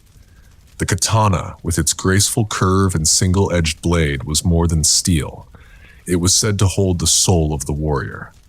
Forged over weeks by master smiths, the blade was folded hundreds of times, purified and quenched with ritual precision. The process was sacred. The result, a weapon as beautiful as it was deadly. Samurai often carried 2 swords, the long katana and the shorter wakizashi. Together they formed the daisho, symbolizing the unity of strength and discipline. But owning a sword was not enough. It had to be mastered. From childhood, samurai trained in kenjutsu, the art of the sword. Every movement was deliberate. Every strike was designed not only to defeat, but to reflect inner control. To hesitate was to die. To act without intention was to dishonor the blade. Combat was as much about mental stillness as physical skill. Many samurai embraced Zen Buddhism, which taught that the mind must be clear, detached, and free from fear. In the silence before a duel, in the breath before a strike, there was no past or future, only presence. This spiritual balance shaped their fighting style. Samurai didn't flail or rage. They moved with calm precision like wind through a forest. It was this fusion of steel and serenity that made them so feared and so respected. Off the battlefield, swords were never drawn without cause. To unsheath a blade was to accept the possibility of death, either for one's enemy or for oneself. A samurai might live his whole life without using his katana, but he would die before dishonoring it. Swords were passed down through generations, wrapped in cloth, guarded with reverence. In some families, a sword was considered more sacred than a temple relic. Even in death, the sword remained close. Samurai were often buried with their blades, a final gesture of loyalty to the soul they had lived by. In the end, the sword was more than a tool of war. It was a mirror shining back the discipline, humility, and spirit of the man who carried it. As Japan drifted further from the control of its imperial court, real power fell into the hands of those who could raise armies, not just with gold, but with loyalty and fear. Across the country, powerful families known as clans rose to prominence. These clans, each led by a daimyo, controlled vast stretches of land. Their banners flew high over valleys, mountains, and coastal strongholds, and beneath those banners served thousands of samurai. Among these rising families, two would shape the course of Japan's future, the Taira and the Minamoto. Their rivalry wasn't just personal, it was generational. Political marriages, betrayals, and shifting alliances fueled a growing fire. And when the flames finally erupted, they ignited the nation in the Genpei War. From 1180 to 1185, the Taira and Minamoto fought bitterly for control. Samurai clashed across fields and rivers under red and white banners. Entire provinces burned. Each victory brought new treachery. Each defeat gave birth to legend. It was during this time that the image of the samurai, both feared and poetic, was truly born. The final battle came at Dan no Ura, a naval clash where the Minamoto dealt a crushing blow to the Taira. Their young emperor, only 6 years old, was drowned by his own grandmother to prevent his capture. With that, the Taira were gone. Victory gave rise to a new order. In 1192, the leader of the Minamoto clan, Minamoto no Yoritomo, was granted the title of shogun, military ruler of Japan. The emperor remained in Kyoto, still divine in name, but stripped of real power. A new government, the shogunate, was born. Founded on the sword, upheld by the loyalty of samurai, and driven by the ambitions of rival clans. Over time, other families would rise and fall. The Hojo, the Ashikaga, the Taira, and the Wazugi. Each fought for dominance. Each carried with them warriors trained from birth, shaped by Bushido, and ready to die at their master's word. Feudal Japan was no longer ruled by ideals. It was ruled by alliances, armies, and the ever-turning wheel of war. And the samurai stood at the center of it all, both as shields and as swords. For the samurai, war was always near, but peace was never wasted. When not riding into battle or serving their daimyo, samurai lived lives defined by discipline, duty, and preparation. Even in quiet seasons, their world was shaped by the possibility of conflict. They did not relax, they refined. Daily life began early. Training in swordsmanship, archery, and horsemanship remained essential. But just as important were skills of the mind. Samurai practiced calligraphy, literature, poetry, and strategy. A warrior had to be as thoughtful as he was deadly. The greatest among them balanced strength with subtlety. Children born into samurai families were taught to endure pain, obey orders without hesitation, and show respect at all times. Even a simple bow carried meaning, measured, practiced, and precise. Manners were not just etiquette. They were an expression of inner discipline. In the home, a samurai's life was austere. Clothing was plain but clean. Meals were simple: rice, vegetables, and fish. Wastefulness was frowned upon. Every action had purpose. Every word was weighed. They lived with the awareness that death could come at any moment, not with fear, but with readiness. A samurai was taught never to cling to life, but to fulfill his duty, no matter the cost. In their rare moments of peace, many practiced the tea ceremony or chanoyu, a quiet ritual of boiling water, preparing matcha, and serving guests with grace. To outsiders, it seemed delicate, but to the samurai, it was another battlefield where attention to detail, humility, and presence of mind were tested. Others found meaning in ink painting, composing haiku, or sitting in meditation under trees. In these simple acts, they connected to the impermanence of life, a central theme in both Zen and samurai philosophy. But even in stillness, they remained alert. Spies could be anywhere. Loyalty was fragile. Clans shifted, allies betrayed. A samurai might host a guest at his table one night and face him across the battlefield the next. So they lived with grace, but with guarded hearts. In the shadow of war, the samurai carved a life of honor, precision, and awareness. Every breath was a preparation. Every day, a quiet rehearsal for the final moment. The samurai lived in a world of discipline and steel, but also of spirits, rituals, and unseen forces. They believed life was not separate from the spiritual realm. Every mountain, tree, and stream could house a kami, a divine spirit from Japan's ancient Shinto tradition. These spirits were not distant gods, but living presences that could bring protection, fortune, or calamity. Before battles, samurai visited shrines, bowed before sacred torii gates, and prayed for strength and guidance. Offerings of rice, sake, or incense were made not out of superstition, but respect for the world they could not see. Many warriors also followed Zen Buddhism, a spiritual path emphasizing silence, simplicity, and awareness. Zen taught that truth was found not through words, but through direct experience.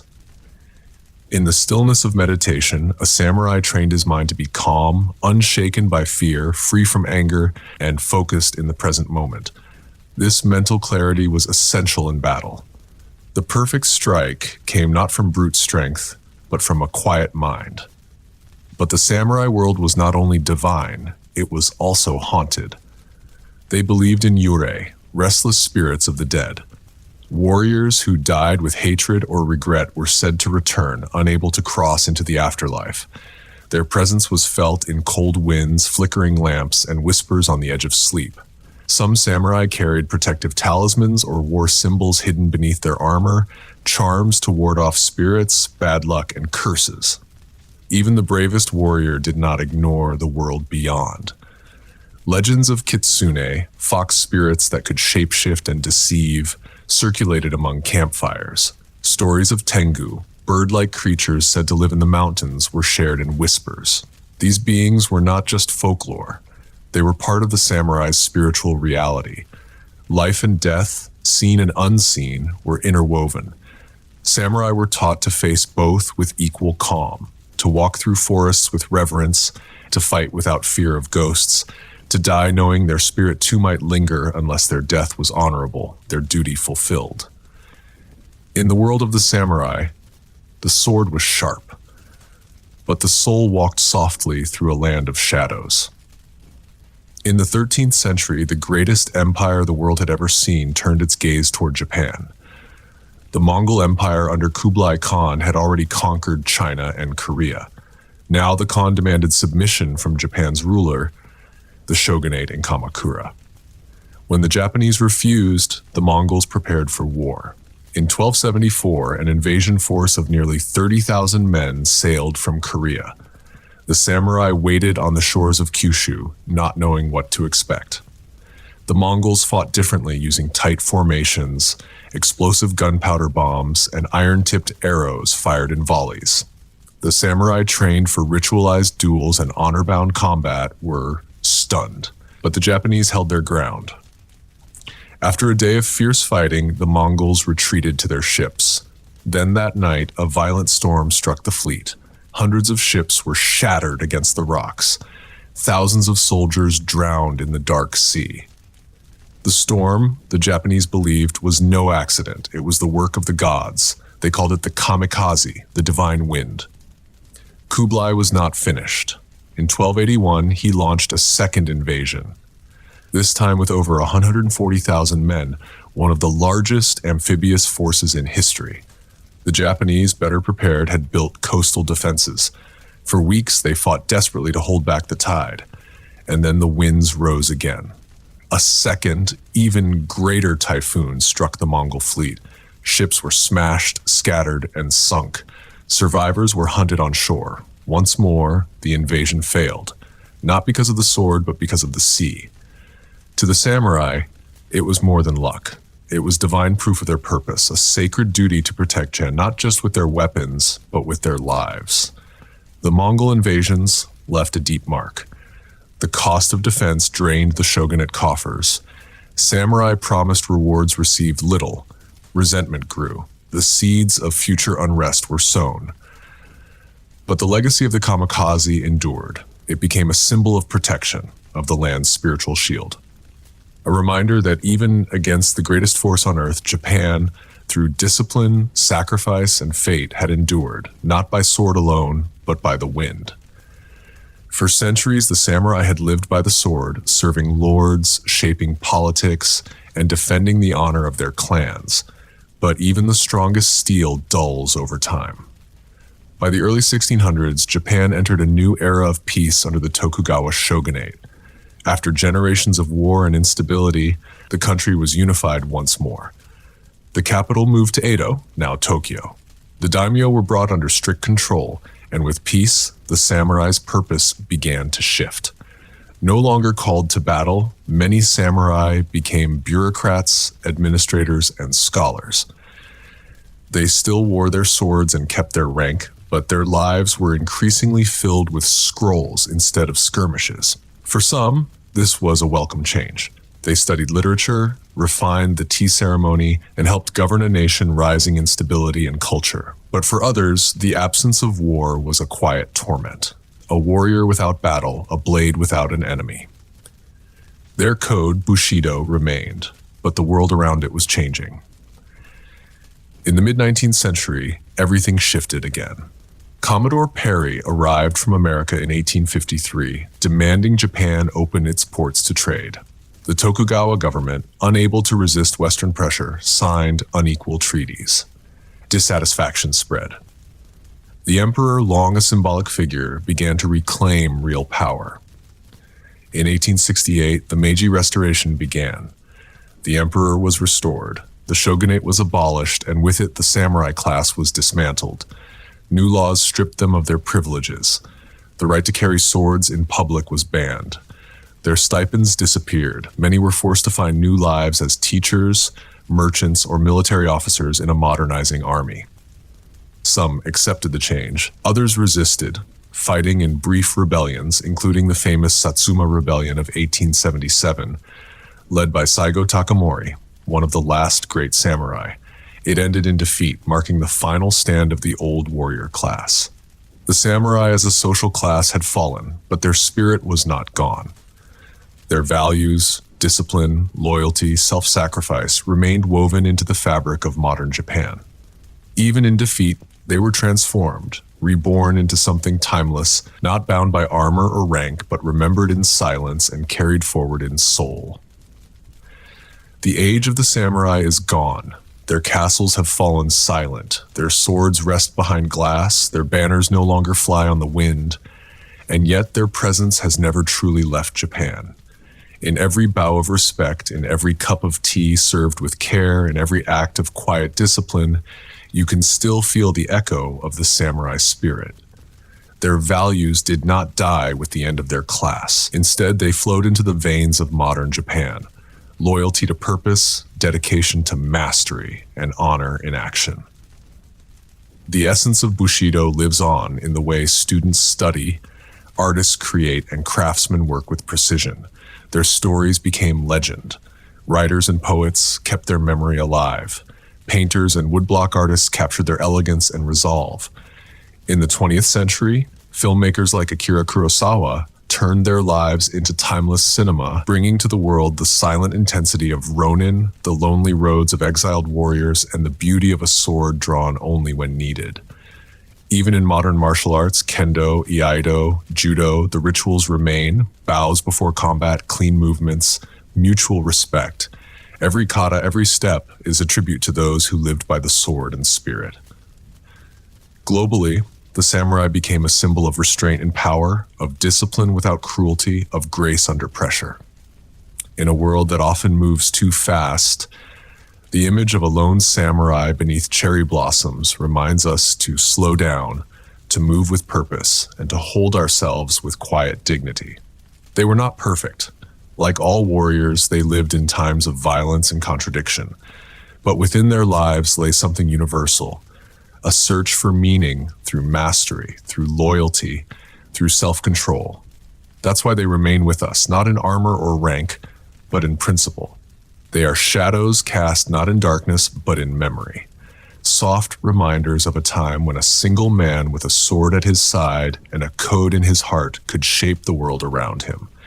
The samurai are gone, but their spirit still walks the mountain paths, bows before the shrine, and lingers in the stillness before the storm.